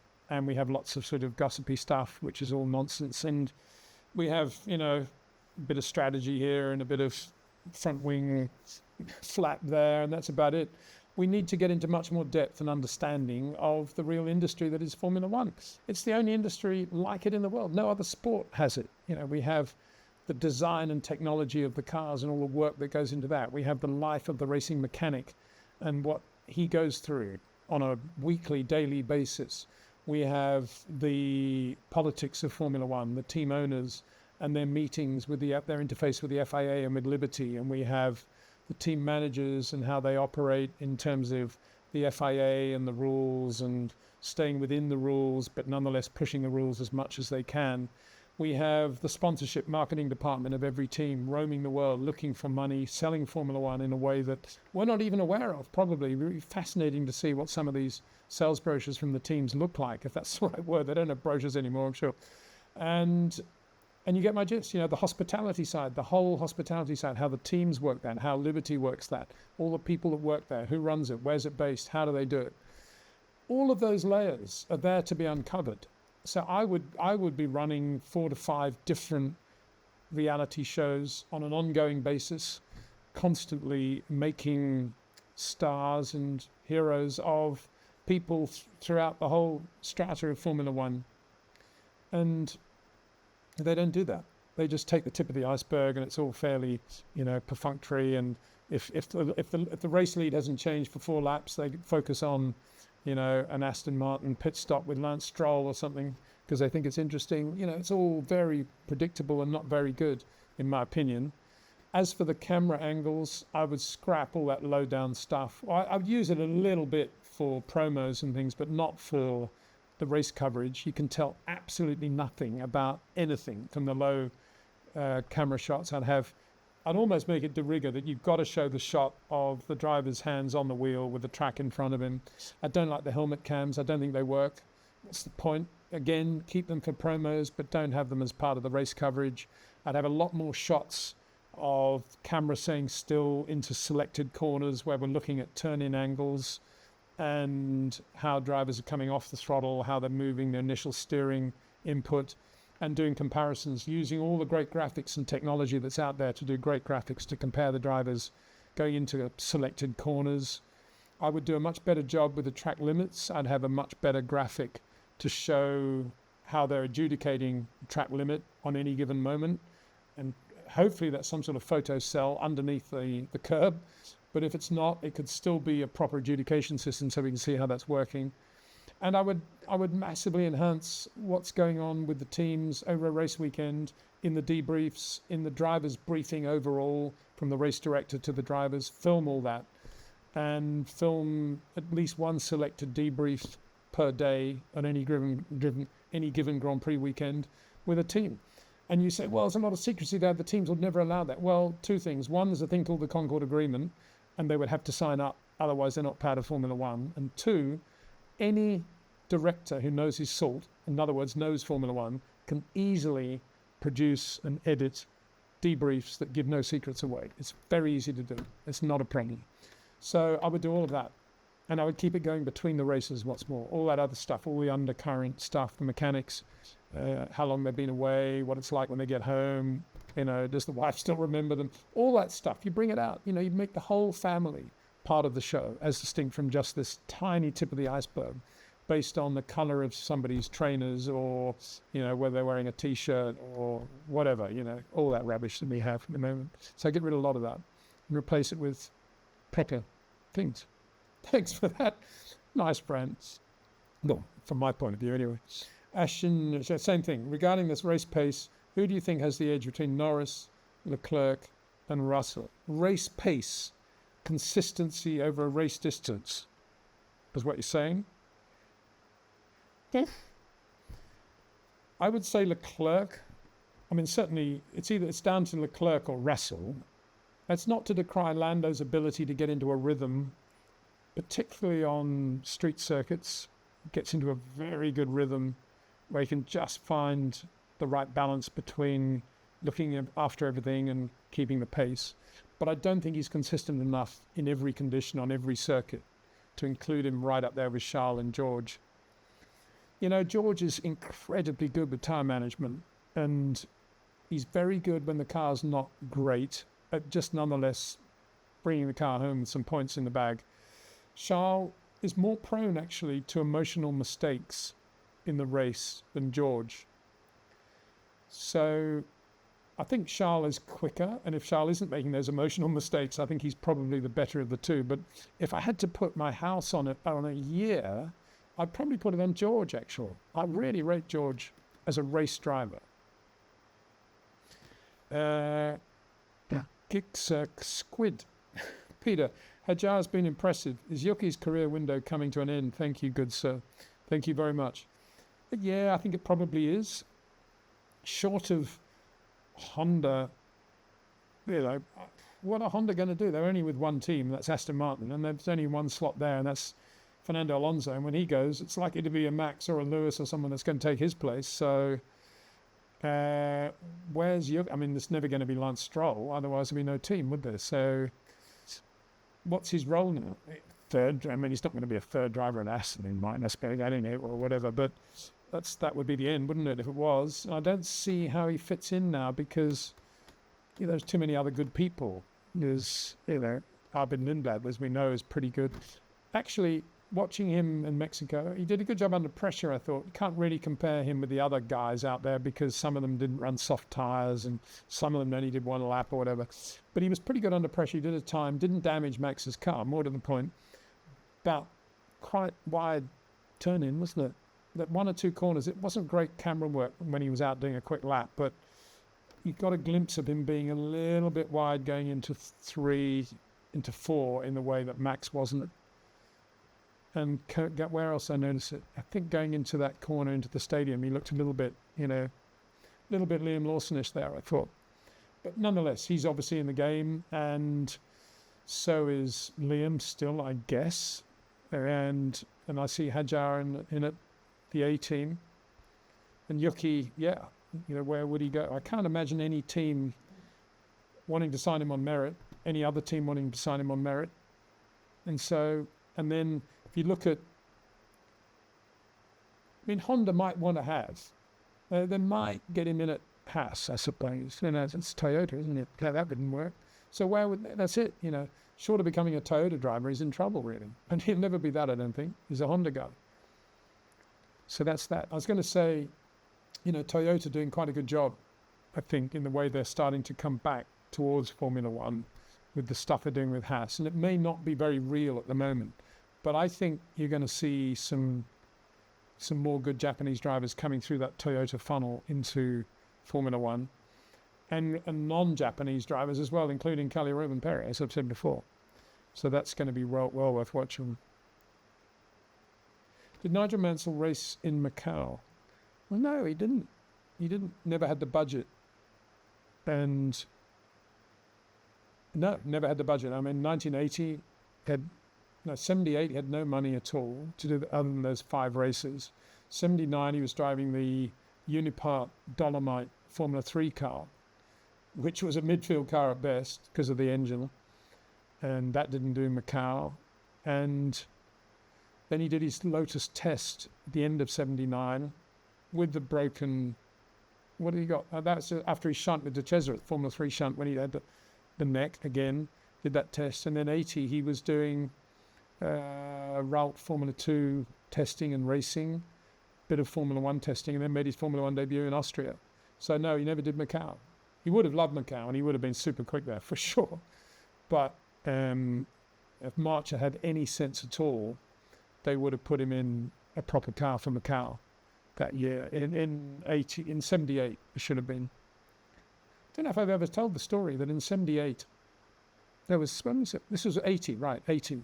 This is the year Nigel did all that stuff in Rupp, but he was also doing, he was doing Formula 3 with March, which I'd helped him get with Pace Petroleum sponsorship. I got the Pace Petroleum sponsorship for him with Victor Gauntlet, great guy. And that was only for 6 races or something like that. And then they wanted more money. It was £30,000, I think. And then they wanted more money to carry on. And I knew then it was going to be difficult to raise another amount of sponsorship. So I did a deal with Renault for Nigel to get the factory Renault engines that Alan Prost had used to win the European Formula 3 Championship, and to give them to Nigel, convince Renault that Nigel was that good. And Renault, incredibly, said, yeah, okay, great deal, let's do it. And they had a meeting with Robin Hurd, who ran March at that point. And behind my back, I wasn't there, Nigel wasn't there. They said to Renault, oh, Nigel's a waste of time. We'll find other ways of using that engine. Fired Nigel or didn't give him a car, and then went off in a completely different direction. And the whole deal collapsed. Well, Renault said, well, if you don't want Nigel, I'm kind of putting 2 and 2 together again 5 here, but I think Renault said, we kind of trust Peter Windsor's judgment on this, and if you don't want Nigel, we don't want to do the deal. And they didn't get the engine deal as a result, which was one good thing. But that's how Nigel could have finished that 80 season. He could have won more races. He could have won races in Formula 3 with a Renault engine, but March kiboshed the deal because they didn't think he was good enough. Incredible, isn't it? So yeah, it's all true. It all happened, but nonetheless, we managed to save it all by the deal with Ron Toronac with Ralt, and then obviously persuading Colin Chapman to give him a proper test, and then the race, and the rest is history. Because then he played the big points really well, and Colin suddenly thought, this guy's actually quite good. And then he got the drive for 81. Well, Semi got the drive. Everything was on tenterhooks for a while until he got that 3rd place in Belgium, actually. Benzie News Showdown for 999. Greetings from sunny Australia. Yeah, well, I'm sure it is sunny now for you guys. Although I see the Canberra T20 was rained off, so it wasn't that sunny. I mean, the Sydney, different thing probably if that's where you are. Looking forward to unpredictable weekend. Well, yeah, if it's going to be wet, it'll be unpredictable, and well, the weather will be unpredictable, and what the FIA do around the wet conditions will be unpredictable, and things will be unpredictable in general. People will go off, and lots will happen. But the very good ones will come to the surface, I think. I'm sure they will, assuming they're given a chance to show their talent in the wet, and we don't have a sort of, facade. We don't have a repeat of what we had to go through at Silverstone with all that stuff there, which was not good. Or Spa for that matter. Lando Mathbula 8194. Max 24 or Lewis 21? Yeah, well, Lewis, as I said in Mark, he should have got more than double points because, to recover from where he did to win was just amazing. The point being it was a sprint. And then 24 Max from where he was to do that, to win from where he was you could smell it was going to happen, I guess. And the Alpines kind of didn't luck into it, but they were there because of the way they hadn't lost track position as many had just before the race was stopped. But nonetheless, it was a great race, and it was a good example of the wet. It was a good example of how good Max is, just as 21 was a good example of how good Lewis is. And that's why we put the picture in there at the end of that. It was just one of the best. And for Mark Slade to say that was Lewis at his best is a lot, because he did a lot of work with Lewis over the years. Rao 5160, we as Formula One fans talk about winning, but what is the winter like after a title loss like in 86 with the tyre blowout? Is the winter difficult? Well, there you go. That's kind of reinforcing what I was saying about how I would change F1 TV, because the TV should continue over the winter. And those moments, and what is it like? when you've just lost a championship in the last race through something that's not your fault? How do you get through the next couple of months? That's great television, and yet it's all lost. They don't pursue that. Yeah, I mean, I spent the Sunday night with Nigel in Adelaide, not that late, but we were sort of, I was just doing my best to say to him, there will be another race and there'll be another championship, and we got to keep going. And he didn't actually need that much support. He was like, yeah, I know, I just got to get over this. And he was pretty good actually about it, because it was nothing to do with him. It was all totally beyond his control. And he knew, as we all knew, that it wasn't just that one race that lost him the championship. It was other things as well. So, that was. And then Nigel, he is still so involved in so many things, from golf to powerboating to fishing to shooting to judo to the family to the dogs, everything. He's just non-stop. And that's a great thing. That's how you get through those moments. If you've always got something that's happening, you're always in a rush to do it. That's how you get through these bad moments in sport. And to Nigel's credit, he came out of it running. The whole thing was that year. That was the year that was the year Frank had the road accident, and all of us were mentally exhausted by the end of that year partly because of the road accident, partly because of the Nigel Nelson stuff, partly because of dealing with Honda, which was not easy at any given moment. No, it was a big, big year. And yeah, it was. So I think it was more like, just get the mind onto something else and just enjoy what we have and get on with it. And then 87, he came out of the box as fresh as a daisy. Yeah, these things do. But it won't be the same. Well, I mean, whoever loses the Drivers' Championship this year, if Max loses it, I don't think it'll be a problem for him, because he knew that he will know that he almost tried to do the impossible. But if it's either Lando or Oscar, whatever McLaren do will not be easy for them to handle, because there'll be a lot of, come and join the team photo, and let's throw our caps in the air and this and that. And if you've lost a championship to the other driver, you ain't going to feel like doing that at all. And that will go on, because there'll be a lot of McLaren, celebration for the year. And the guy that finishes second, it'll feel like he's finished last. That's for sure. That's a much bigger defeat than the defeat Max might have if he doesn't win the championship this year. It'll just be a reminder of how close you got to winning the Drivers' Championship, and you didn't. Whether it be Lando or Oscar that has to swallow that. ALVZ04. It's better if I just spell them out, I think, trying to pronounce these names. Hi, Peter. Do you think the Red Bull would be stronger in the wet or dry this weekend? The McLaren was very good at Silverstone, but Max is good around Interlagos. Yeah, Max is very good around Interlagos. And I think, well, it's a good question, isn't it? I mean, the Red Bull definitely has more downforce now than it had at Silverstone overall.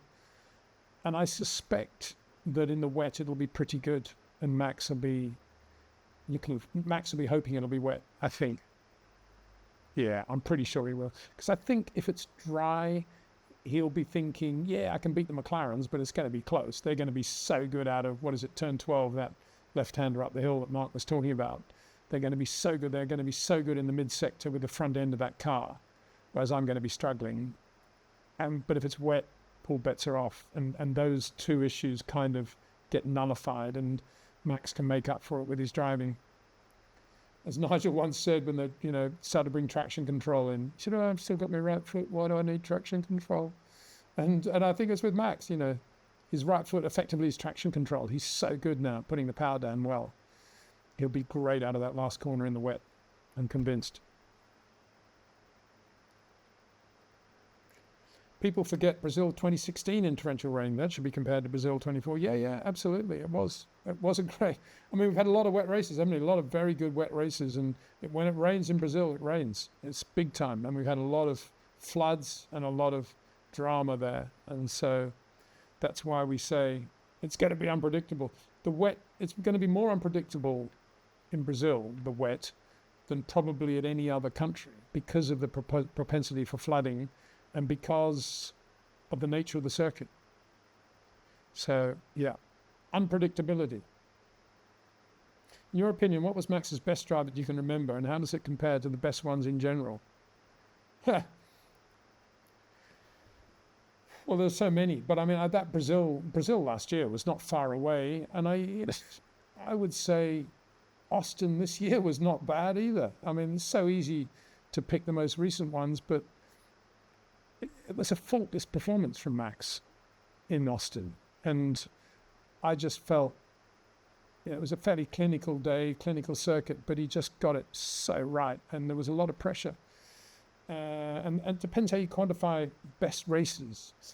You know, Brazil 24, coming from where he did in the conditions as they were, yeah, that was right up there as well. And again, you know, how do you compare with the best ones in general? Carlos Reutemann in the wet, Brazil 81, admittedly not Interlagos with Jacarapaglia, but he was superb that day, untouchable. Jim Clark, Belgian Grand Prix 65. And so it goes on. He has so many races. In the wet, you'd think Jackie Stewart, Nürburgring 68. You'd think Vic Elford, French Grand Prix 68. Lewis, countless times. Michael, countless times. It goes on. More races there are, the more chance these great drivers, I guess, have had to prove their ability. If you look back at the 60s, 50s, 60s, even the 70s, there weren't that many wet races because there was less racing, and so by the law of averages, the odds of having a wet race were smaller. We've had more wet races since we've had more racing, so that should be borne in mind. I was trying to think Fangio in the wet, and I'm struggling to think of anything really. I mean, Von Trips in the wet 61 British Grand Prix, not bad, eh? Start to finish, I think it's virtually start to finish, blowing away his Ferrari teammates and everybody else. You know, Jochen Rindt in the wet was superb. Car control beyond belief. Well, I was talking to Mark earlier today, actually, about the Curva del Sol, when it was a great corner at Interlagos. And I was saying to him, you know, the best guy I saw round that Curva del Sol in all the years that I went to the Brazilian Grand Prix there, which is probably about 5, 6, was Tom Price. Unbelievable balance in car control in the shadow. In 75 particularly, just amazing. I mean, Jean-Pierre Jarier was great. Tom Price was even better. He had that slight spark. It was just perfect balance in car control. And he was, you know, put on this earth to be an opposite lot, Tom Price. And whenever I go to Interlagos, I always think of Tom on that corner. As a matter of fact, Mark said whenever he went there, and whenever he goes to Interlagos, in that place now, it's a car park now, that Curva del Sol. And he always, when he gets out of the car, stands on the bank and just looks at the trace of where the corner was and tries to imagine what it was like. I think all the Formula One engineers probably do that. Well, the ones that have, you know, feel for Formula One do. What's that got to do with the wet or great drives? Well, Tom Price is one of the great drivers, in my opinion. Bran McClendon, 5289. Do you have any insight into how Rosberg beat Hamilton? Were there shenanigans? Wasn't that the year he pretended to have a problem at Monaco and went down the escape road and thus got the pole and won the race? I think it was. Shenanigans, yeah, okay. I think Lewis also, in fairness to Nico, I think Lewis wasn't quite on the ball in the way that Nico was with the evolving technology behind the scenes at the factory. And it may sound commonplace now, but in that year, as I understand it, Nico would obviously do a massive amount of sim work at the factory, but he would do it in his overalls with the helmet, and he'd have a special heat thing built into the sim so it would simulate exactly what potential cockpit temperatures he would have. Everything was perfect. And Nico was like that, you know, he was very, very precise and detailed in the way he went about his motor racing, as far as I could see. And so, yeah, you know, that was Nico at his best. And I think Lewis, alongside him, was just relying a little bit too much on his natural ability and instinct and flair, and not applying himself quite as much as perhaps he did the following year when he got beaten. You know, having got beaten, he then pulled his socks up a bit. So that's what happened. None of that comes under any shenanigans. I think the only thing was Monaco. I'm not exactly sure if it was that year though, was it? I think it was. But anyway, I think that comes under any shenanigans, whatever year it was. DW5770. Hey Peter, do you and Mark, do you think the attention on active aero and PU deployment is going to be blown away by some other suspension mounting or other innovation? Well, it's a good question to be asking us as we go into the winter, and we'll be doing live streams with Mark and Scarbs, as I say, and you'll be able to ask them live. But as I understand it, there's not a lot of scope in the regulations to be able to do anything with the suspension that comes under the heading of innovative in the way that, say, Ralph Bellamy did the rising rate front suspension on the McLaren M19, for example. Or torsion bars replaced springs. I don't think the rules allow any of that sort of stuff now. I think they're pretty tight on what you can do, but they'll have a better answer than I. Old Man Nix. Good afternoon, everyone. Good afternoon, old man. Mouse Down 83. Alonso admitted that if his car is truly competitive next year, it would be his last season. Do you think the same goes for Lewis? I think both want to leave on a high note. No, I don't think the same goes for Lewis. I'm surprised Alonso said that, actually, because if he has a great year with Adrian Newey and Andy Cowell and Aston Martin and wins 7 Grand Prix in the World Championship, is he really going to want to retire in 27? Wouldn't he want to do a champion year in 27? I would have thought he would. But on the other side of the coin, if Lewis has a pretty good year at Ferrari, wins 3 races, Charles wins 4, neither of them win the championship, but Lewis is right up there doing what he does. I can't imagine he'd just suddenly pull the plug and say, no, I've had enough. I think he'd want to continue then to see what the end of the story is going to be.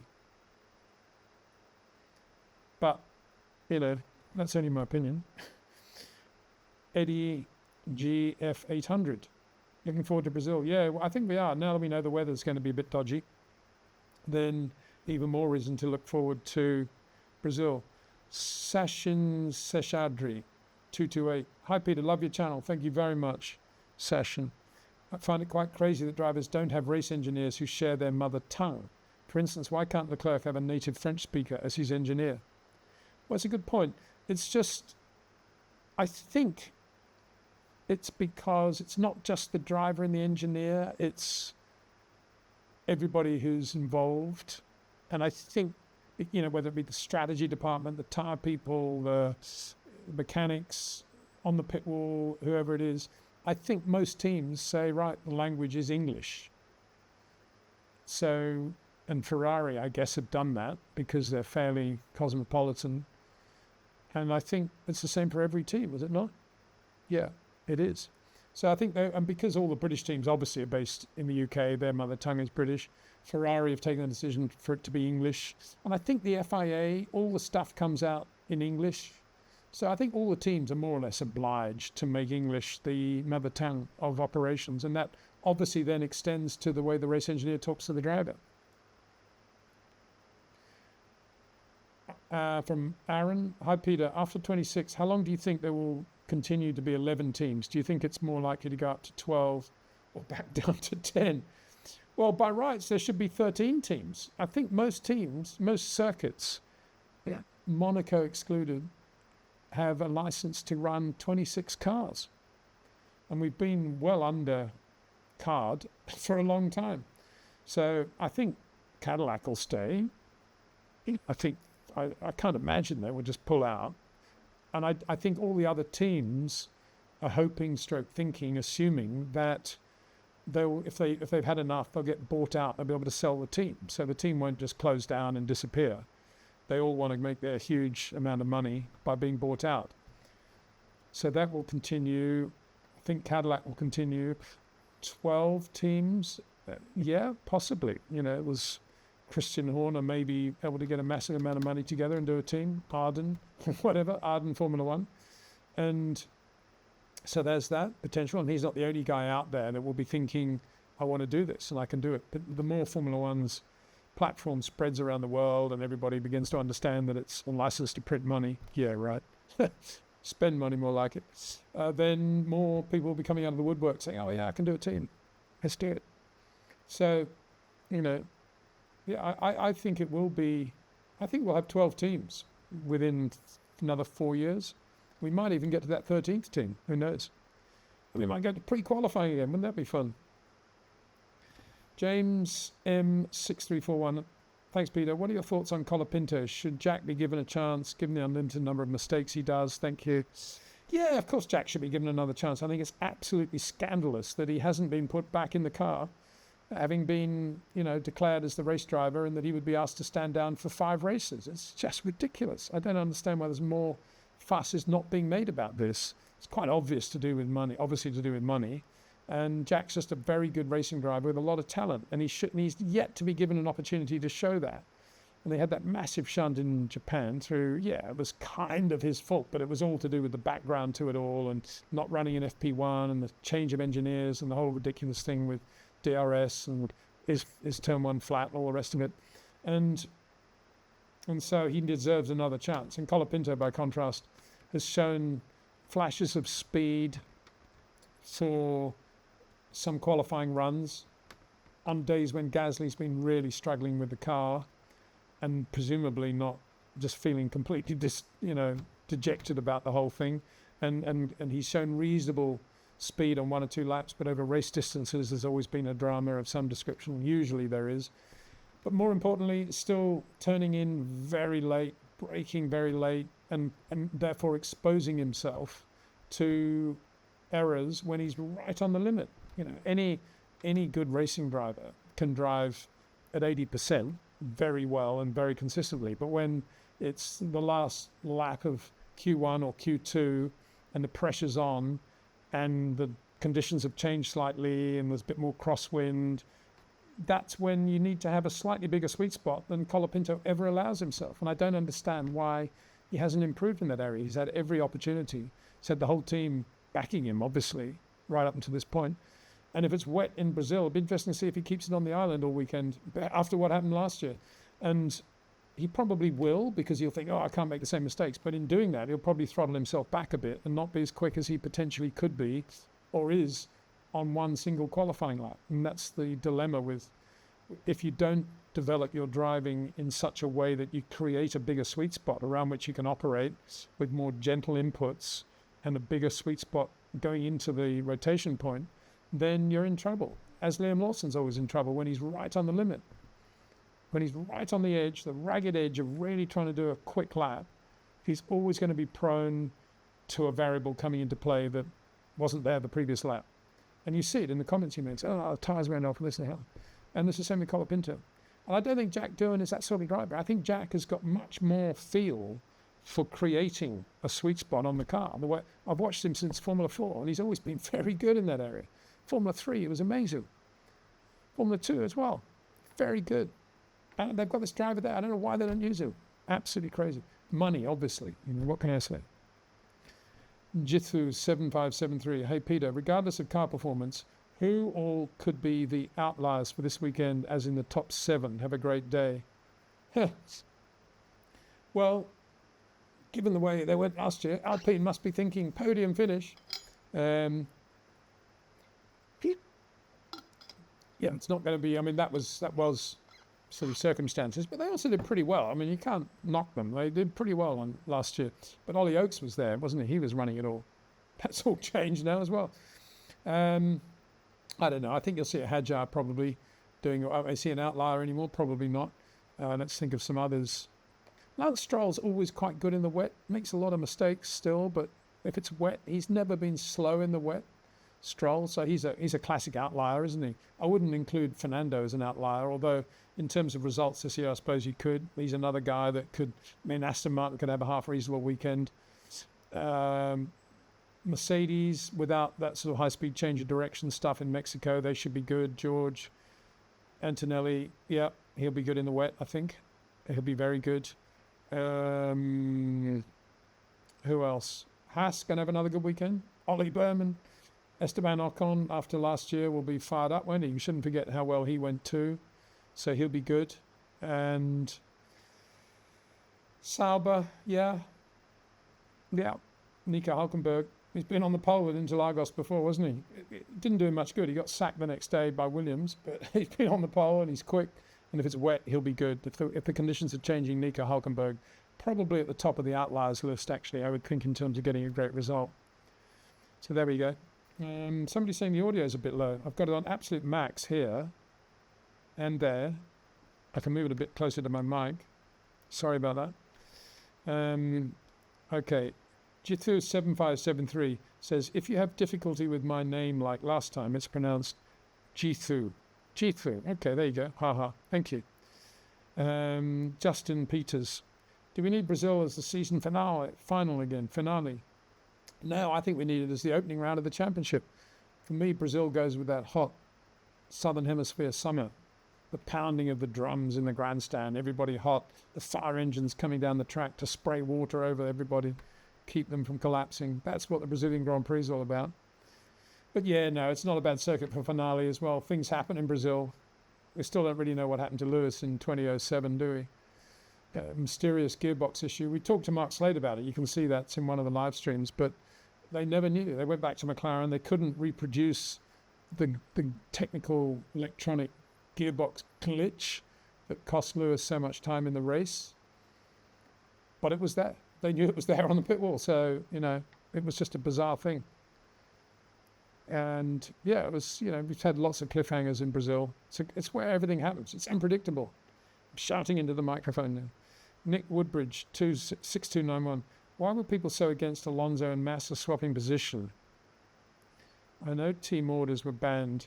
People seem much less against other team order incidents, at least from an outside POV.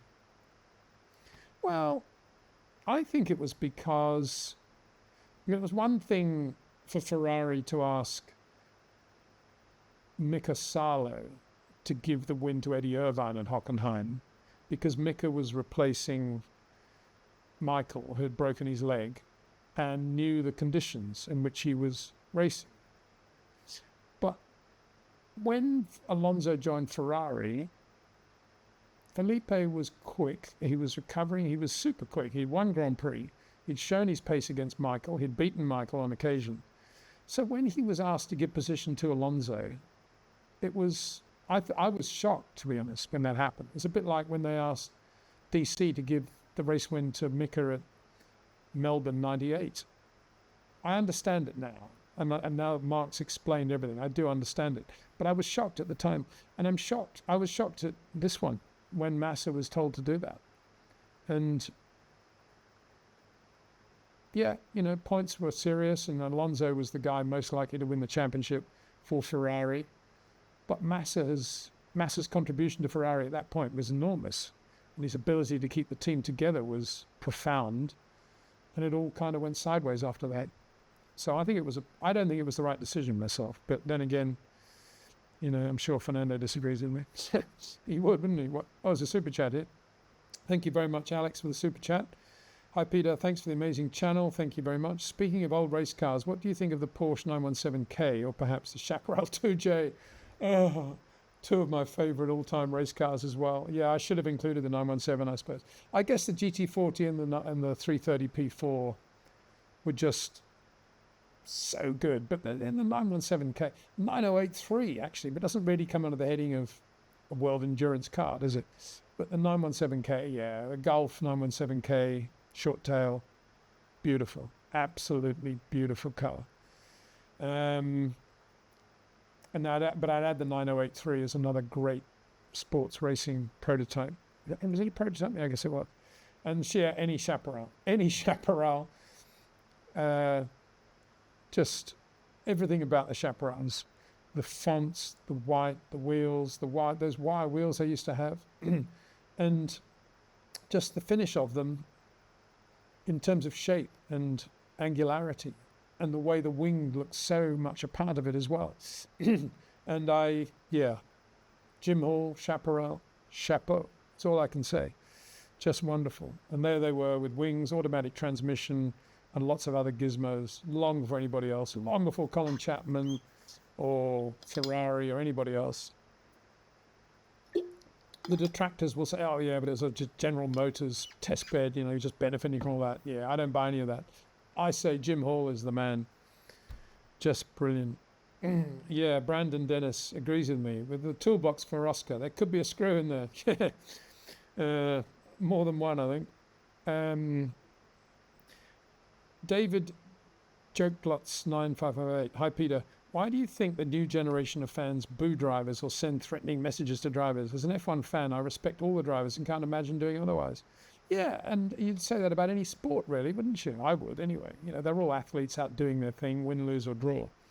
And I think it is, not only is it absolutely appalling, but it's the thin end of the wedge for TV networks, media conglomerates, even teams to say, oh, well, you know, booing's part of the show. We want all that. You know, if they're not for you, they're against you. We got to have all that tribalism. I don't buy any of it. I think there's a thing called dignity in human behavior and kindness. And I think that's more important than anything else. And booing a driver, it would never occur to me any more than I would boo the actors in a play if I thought the play was terrible. I wouldn't boo the playwright. I wouldn't boo the play. I wouldn't boo a musician because they're out there doing something that you're not doing. So what right do you have to decide that they've done something that deserves poor treatment like that? You have no right at all to do that. You respect the rights of others, indeed. So I think it's absolutely terrible and it needs to stop. But it won't, because I guarantee there'll be large media entities out there saying, oh, it's a great thing. Let's encourage it. Look what happened in the Ryder Cup. You know, somebody nearly got injured. Rory McIlroy's wife, I think, very nearly got hit by a flying beer can from an American fan. That's what can happen. And sooner or later, it will get to the point, if they don't do something about booing, it'll get to the point where some idiot throws something on the track in front of a driver he doesn't like. That's my prediction. And if that happens, it could cause a serious accident. Sujo. Yes, Yiffy is very fluent in French with all his junior racing career spent in France. He does all his Le Mans interviews in French, and the fans love it. The French are more happy that he won Le Mans. Yeah, exactly. I think he's brilliant, Yiffy, and I think it's a great shame that he isn't in Formula One because he's very, very good. Sorry, he was the best Chinese driver, and he should have been given the opportunity. El Maramura says, nothing new about booing. Well, I'm afraid there is. It's very new. It's only in the last 5 years that drivers have been booed after a race. I don't recall ever a driver being booed after a race prior to this current generation. Just trying to think of it. Am I right there? Yeah. What would be an example of a driver being booed? Maybe, you know, in the Hunt Lauder year 76? No. Was there booing going on there? And, yeah. I don't remember any instances of booing, so it's not new. So, sorry, it is new, and therefore it needs to be stamped upon and stopped. Ronald Weir, 712. Peter, do you ever watch MotoGP, and what do you think about having a meeting with Formula One and MotoGP at the same circuit, the same weekend, e.g. Catalunya? I think there are too many. I don't watch MotoGP very much, but I think there are a lot of differences in the barriers they need and the runoff areas and the direction of travel, and I think it's impossible to do that from a safety point of view and the way the bikers want the tracks to be and the way the Formula One people want the track to be.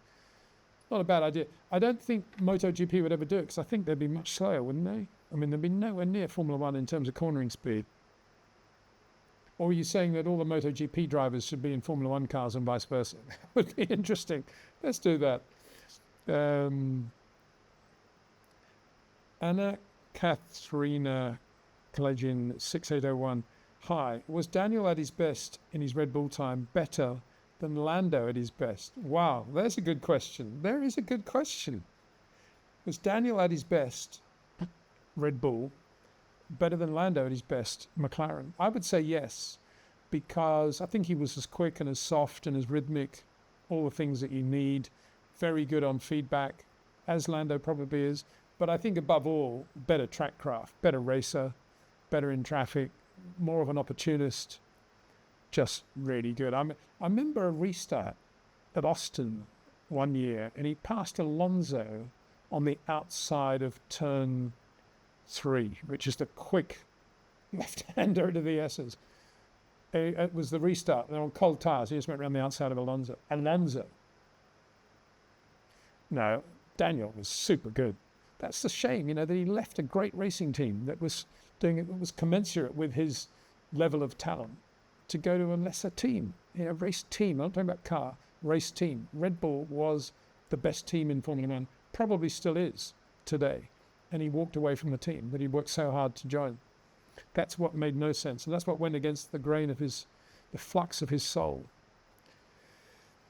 Tasman Strachan, 2110. Agree with this. Media is so monotonous now. More inside stories would be cool. That's me talking about what I would do if I was running F1 TV. Woo. Tasman. Yeah, there's another woo there. Tasman Strachan 2110. You're sort of nearly talking about Drive to Survive here, by the way. I'm talking about Drive to Survive for everybody else, not just the drivers. That's the difference. So, that's the whole point of it. I'm not saying take away what they're doing at the moment with the drivers, leave that. But they could add a lot more to it, especially over the winter.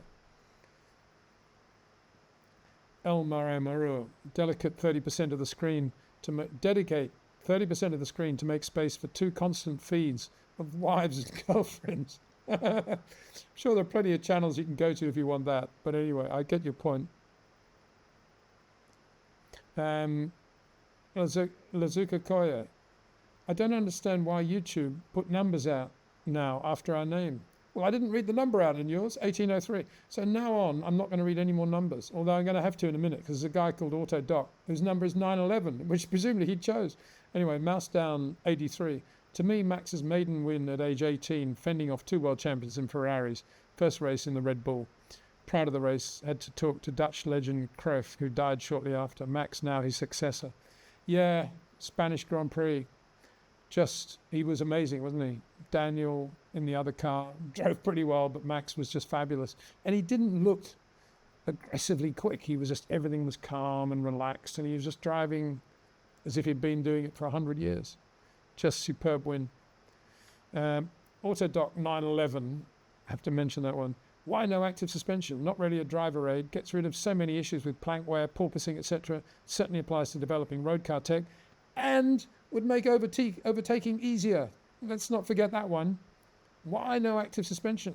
Because it was around in the 90s, and if you go back to that, it'll look as if we're going backwards. That's what they say. It's pathetic, isn't it? Of course they should have active suspension. And it was banned in 94 by Bernie, because he said, it was all too expensive and dangerous and all the rest of it. Of course, it's not too expensive. Unbelievably cheap now to do active suspension today with all the componentry that's out there. A and B, it would be safer, not more dangerous. So absolutely no reason not to have active suspension, except it's too imaginative, too left field, and, not invented here. So there you go. That's why we don't have it. Pathetic, isn't it? JJAJR 71 says, Peter, is there an online address I can send a photo in hopes you can identify the car in the photo? It's a shame I can't just put it up on screen, isn't it? Let me think about how to do that. I'm not, the one thing, I'm a Gmail guy. I've always found it quite difficult on the app, actually, to open up my other. I've got several email addresses. Let's have a look. Switch account. What comes up? See, nothing comes up. I've got about 4. When I switch account, manage accounts on this device. In a bag. Peter, I don't know. No, it's only listing my current one. Let me think about this. I will, in the description below this video, once it's settled on the channel as something you can watch proactively, I'll try to put some sort of contact email address to start sending stuff, because you're not the first person, I'm sure, who wants to do that, and I want to see these pictures as well, and so we need to do that. So all I can say is it'll take a day or two, because I need to talk to my YouTube guy about it, what address we're going to put, but I'll see what I can do. Thank you very much for that, and please, when you've got it, email it to me, because I'd love to see what car that is. Frisky.t, no number after that one. Hi Peter, have a good day. Thank you very much. Autodoc 911 again. I see a lot of questions in the queue, but if you get to it, how much do you enjoy driving on track? Are you fast, and how often? What cars do you drive? Any racing? I still love driving on track. Don't get much chance to do it today. Thinking of doing a little bit of few track days. Am I fast? No, not really. I'm quite good on slow circuits. I think I'm get a bit spooked on really quick corners. I remember driving with Martin Brundle once. I think I've told this story. Going into Club Corner at Silverstone in the wet, in a big wallowy BMW 5 Series thing. And we went in obviously much too quickly. And I just thought, this is what I can't do. And it was just perfect correction from Martin. Brian Redman, I remember driving a 911 with him, and it was the same thing. And John Watson actually in a 911, Goodwood. Same thing going into the last corner at Goodwood. He went in slightly too quickly and just held it beautifully. That's where I think I lack. So, is the audio still low? What's going on? Yes, it can't be any higher than it is. I'll try turning it up. But whenever I do that, it actually starts popping, I think. But I'm going to go low. So I'm trying to put that higher. So that there's a lot of nice places in Spain, off-road, you can go to, not the public road, with gravel and stuff. So I love doing that. And to that end, I've got a Hyundai i20N and a Skoda Fabia Rally 2, which I use. And I've got a little Toyota Runabout. I've got a 65 Lotus Elan, 66 and a 66 Lotus Cortina. That's it, huh? Yeah. So pretty lucky, really. Lots of cars out there to enjoy various things, but nothing really for sort of luxurious, sloppy motoring on a motorway, which I'm not really interested in and don't really do very much. Well, I do motorway stuff. I do it in the other cars, Hyundai or the Skoda rally car. So, yeah. There we go. James Ciro 1222. Again, Peter, what would you say is the difference between a good and not quite as good short corner driver? I'm sure some do it better than others. Well, as I've said a couple of times, to be a great short corner driver, you've got to have a superior level of suppleness, touch, feel. You've got to have perfect rates of input for the dynamic forces that are to which the car is being subjected. And if you've got all of that and you can marry all that in a harmonious way, you make it look incredibly simple, as Max does, as Charles does, as Lewis used to. If you're lacking in one of those areas, if you're not quite as supple as Max, or maybe your feel for the rear when you're applying power isn't as good as Max, or your feel for the rotation point isn't quite as good as Max, or you're not quite as good at trading off cornering load against braking load, or vice versa. If those things aren't there, it'll show up in your inability to be able to generate the sort of corner that Max does. So you'll see them taking a slightly wider entry, or maybe getting the throttle on a little bit sooner than Max, who's very patient mid-corner. Speaking of which, I remember going back to Monaco 92, I remember talking to Nigel after his pole lap, which was like almost a second quicker than Ricciardo and over a second quicker than Senna. And I remember him saying that lap was all about being patient. And we talked a lot about that rotation point and how it was just all about getting the car correctly rotated. Obviously, he had a higher level of grip than everybody else, but he was maximizing it. Anyway, getting back to the point, that patience as well is part of feel. So often you'll see quite good drivers with very high levels of talent, nonetheless abusing that talent by getting on the power a little bit too early mid-corner, because they're very worried about minimum speed. They want to be quick mid-corner. And so it goes away, and they're never therefore able to generate the corner that Max generates. And so what is it? Is it this softness of touch and this harmonious feel for the car, or is it the line that you decide to take? And of course, it's the former. It's not the latter. As I said several times, Max could actually be really quick and still win Grand Prix if he didn't shorten his corners very much. If he just went with a fairly classic entry to most of them, he would still be unbelievably quick, because all the things that matter are in his fingertips and his hands and his feel. It's not the line he's taking. Obviously, if you have that talent, you can then say, well, I'm going to shorten this corner. I'm going to extend the straight in and out of the corner and have a slow mid-corner rotation. But if you don't have all that other stuff, you can't do it, really. Which is why some of them, like Carlos Sainz or Liam Lawson or Yuki Tsunoda, just don't even try, and they just do the classic thing. And Carlos does that really well. Liam does it reasonably well. And Yuki Tsunoda does it not quite as well as Liam, probably, but that they just don't even go there, because they don't actually have all of the things that the Max Verstappen has. I hope that kind of explains it. It says you missed all the chats, Indy. It says before and after you took the super chat. I don't think I did. I'm going back up now. I think I did. I think you may be right. Sorry about that. Review 07. Anyway, it's beside the point. I've been going for over 2 hours now. Going to have to stop fairly soon. Hi, Peter. Do you think that after Max retires, we won't have any more hardcore racers in terms of being ruthless and straight to the point driver, racer first and not an entertainer in today's world? No, I think there'll be, every driver is different. Every driver has his own personality, and every driver comes up their own way, whether it be karting in Belgium and Holland, whether it be Formula 4 in India, there's many different ways of coming into racing. And there will always be drivers creating new parts with new personalities. I mean, Isaac Hadjar is a very different personality, I suspect, to Max Verstappen. He seems a lot more emotional, a lot more fired up. But he does appear to have a lot of the raw materials that you need in order to be a great racing driver.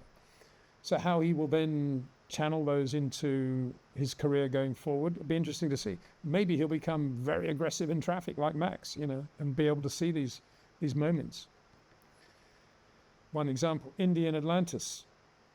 Greetings from Germany, and thank you for the stream. My question, do you think teams like McLaren can take benefit of their very good brake tire temp management ability also for the 26 season? Well, there's been a lot of talk about that, as if it's a sort of separate entity and they're just very good at tire management. But, sorry, I'm just trying to get this padding down a bit. Seat fitting, no, but it's not an entity in itself. It's because they have, sorry, I'm going to have to get this sorted. Because they have higher levels of grip than all the other cars out there on a consistent basis throughout the year, because they've got very, very good efficiency of aerodynamics, they are able to do more with the car and the setup of the car, and their drivers are able to do more with the car in order to manage the tires. That's all it is. It's not, tire management is the great thing about McLaren. They've got no grip, no balance, but they've got great tire management. That isn't the case. Unless you've got all those other great things, you won't be able to manage the tires. And the reason they can manage the tires is because they have the best car. So the question, what you're really saying to me is, will they have the same chassis aero advantage in 26 compared with this year? I doubt it, because it's new regulations, completely new. Yes, they've got great building blocks from which to go forward, but there are lots of new things out there. And they've got an Adrian Newey with which to compete, building a new Aston Martin, which I can't imagine will be a slow car. And I think McLaren will be in about the same position in terms of their scope of where they can go as Red Bull and Mercedes. They've probably all got about the same knowledge now of how to put it together. It's just that Red Bull and Mercedes can't do it to their existing cars anymore because it would require too much work, which they can't do because of the regulations. But I think it'll be closer next year in terms of the cars. And I think Aston Martin will definitely come into the frame, and I should include Ferrari there as well. Who knows what they'll do? They might do a very good job with the car. Sergio says, I think we'll see the short corner drivers thrive in the wetted Interlagos. Yeah, because of the reason I've just said. Because in order to be good, we see the end product of how good Charles Leclerc or Max Verstappen is the short corner they produce. That's the way they can show the world. Not that that's their intention, but that's the way they do show the world how good they are in terms of their rates of input and how they manage the car in that incredibly difficult moment when you're going in towards the rotation point. That is the key moment of a corner. It's not the rotation point. It's not the exit. It's that incredibly difficult moment when you're trading off brakes against lateral weight. And yeah, if you're good at that, for sure you're good in the wet. Of course you'll be good in the wet, because you won't be pushing the car around into areas it doesn't want to go to. You'll be living with the car and you'll be feeling the moment, feeling the surface of the road. And the only thing that'll be a problem will be standing water, which even a short corner driver of Max's talent is going to be, there's nothing you can do about it. You know, if you hit a puddle at the wrong angle that wasn't there the lap before on the straight, you're still going to have a big moment. End of story. So, you know, that always has to be factored in. Nothing you can do about that. Museum, yeah, Musa Manga 5. Anyway, sorry, Musa Manguni. There you go. Hey, Peter, which driver do you predict will win the championship this year? Well, I did select Max when asked that question at the start of the year, so I'm going to have to stick with it. I'm not going to change course now. So, yeah, you know, it's a long shot still, very long shot. But he's putting up a pretty good fight at the moment, my man. Pranayashama. Hi, Peter. Do you think Carlos Sainz can be champion in Formula One? I think he can beat Albon over a season if Williams have the right car. Yeah, he can outpoint Albon over a season. You know, Albon will have his moments. He's very quick.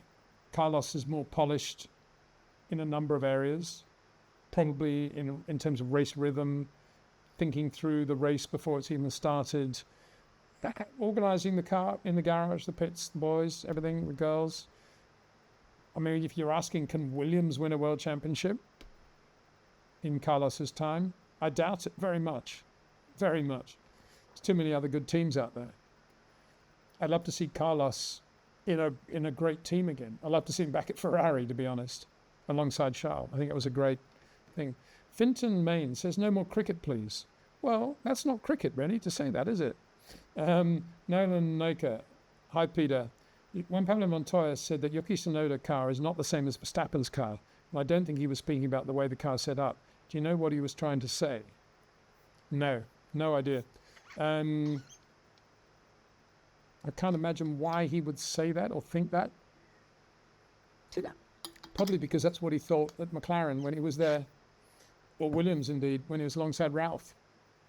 He probably thinks that, yeah, you know, giving him a car that barely passed the crash tests and has got a bit of chassis flex and the floor's not put on very well and doesn't get the same wings. All of that's nonsense. I think the car is as good as Max's, exactly the same as Max's, especially if you're not talking about setup. And if you put Max in Yuki's car for a session, he would do a max time in it. So I don't know what Juan Pablo is talking about there. If he could be more specific, maybe he's got the scoop of the century, and what Red Bull have been doing that. And they have been using different materials in Yuki's car just to make it slower, deliberately. Max Woe 303. Peter, have you listened to Jim Clark's Desert Island Disappearance? There's a 6-minute clip on BBC Sounds Archive. I have indeed. And I was very impressed that it was sort of Scottish sword dance type music, wasn't it? There was nothing very relaxing there. Although I think there was one Peggy Lee song, I think. I haven't listened to it for a long time. I must go back. There's quite a soulful Peggy Lee, I think, on that. But yeah, I remembered standing near Jimmy at Warwick Farm one year when he was whistling the Beatles' We Can Work It Out. So that therefore then became my favourite tune, Beatles tune. It's a good song, actually, We Can Work It Out. But there he was. Yeah, he was in the marshalling area. I was just the other side of the fence. And there he was. And he was putting on his helmet at the time. I thought, wow, that's cool. Adi Mateo. Lando didn't had any memorable fights and races this year. He'll be the least recognised world champion in Formula One if he manages to finish first. He has the talent, but not the right attitude. What about his fight back to second place in Austin? I'm sure we can think of some fights that Lando won and had, can't we? Yeah, maybe not. Pippa's Forjas. Peter, something today is not right with your sound. The volume is very low and there's some interference. Really? Well, I can't see anything here and everything looks perfect on mine. What is going on? Anyway, on that note, if that's the case, it's been annoying for everybody, I'm going to stop the live stream. I was going to stop it anyway now because we're right at the end of our schedule. And so, yeah, thank you very much, everyone. So if the sound has been annoying, my apologies. I can't see anything here. It looks, when I'm talking now, it's absolutely where it normally is. My sound level is absolutely where it normally is. And so what can I say? I blame the technician. Anyway, thanks very much for watching, everybody. And we'll be back with much better sound in over the weekend with our videos that we normally do over the Brazilian Grand Prix, the sprint, and the Grand Prix proper. And it looks like rain. Don't go away. Take care. Bye-bye. Good news is exciting.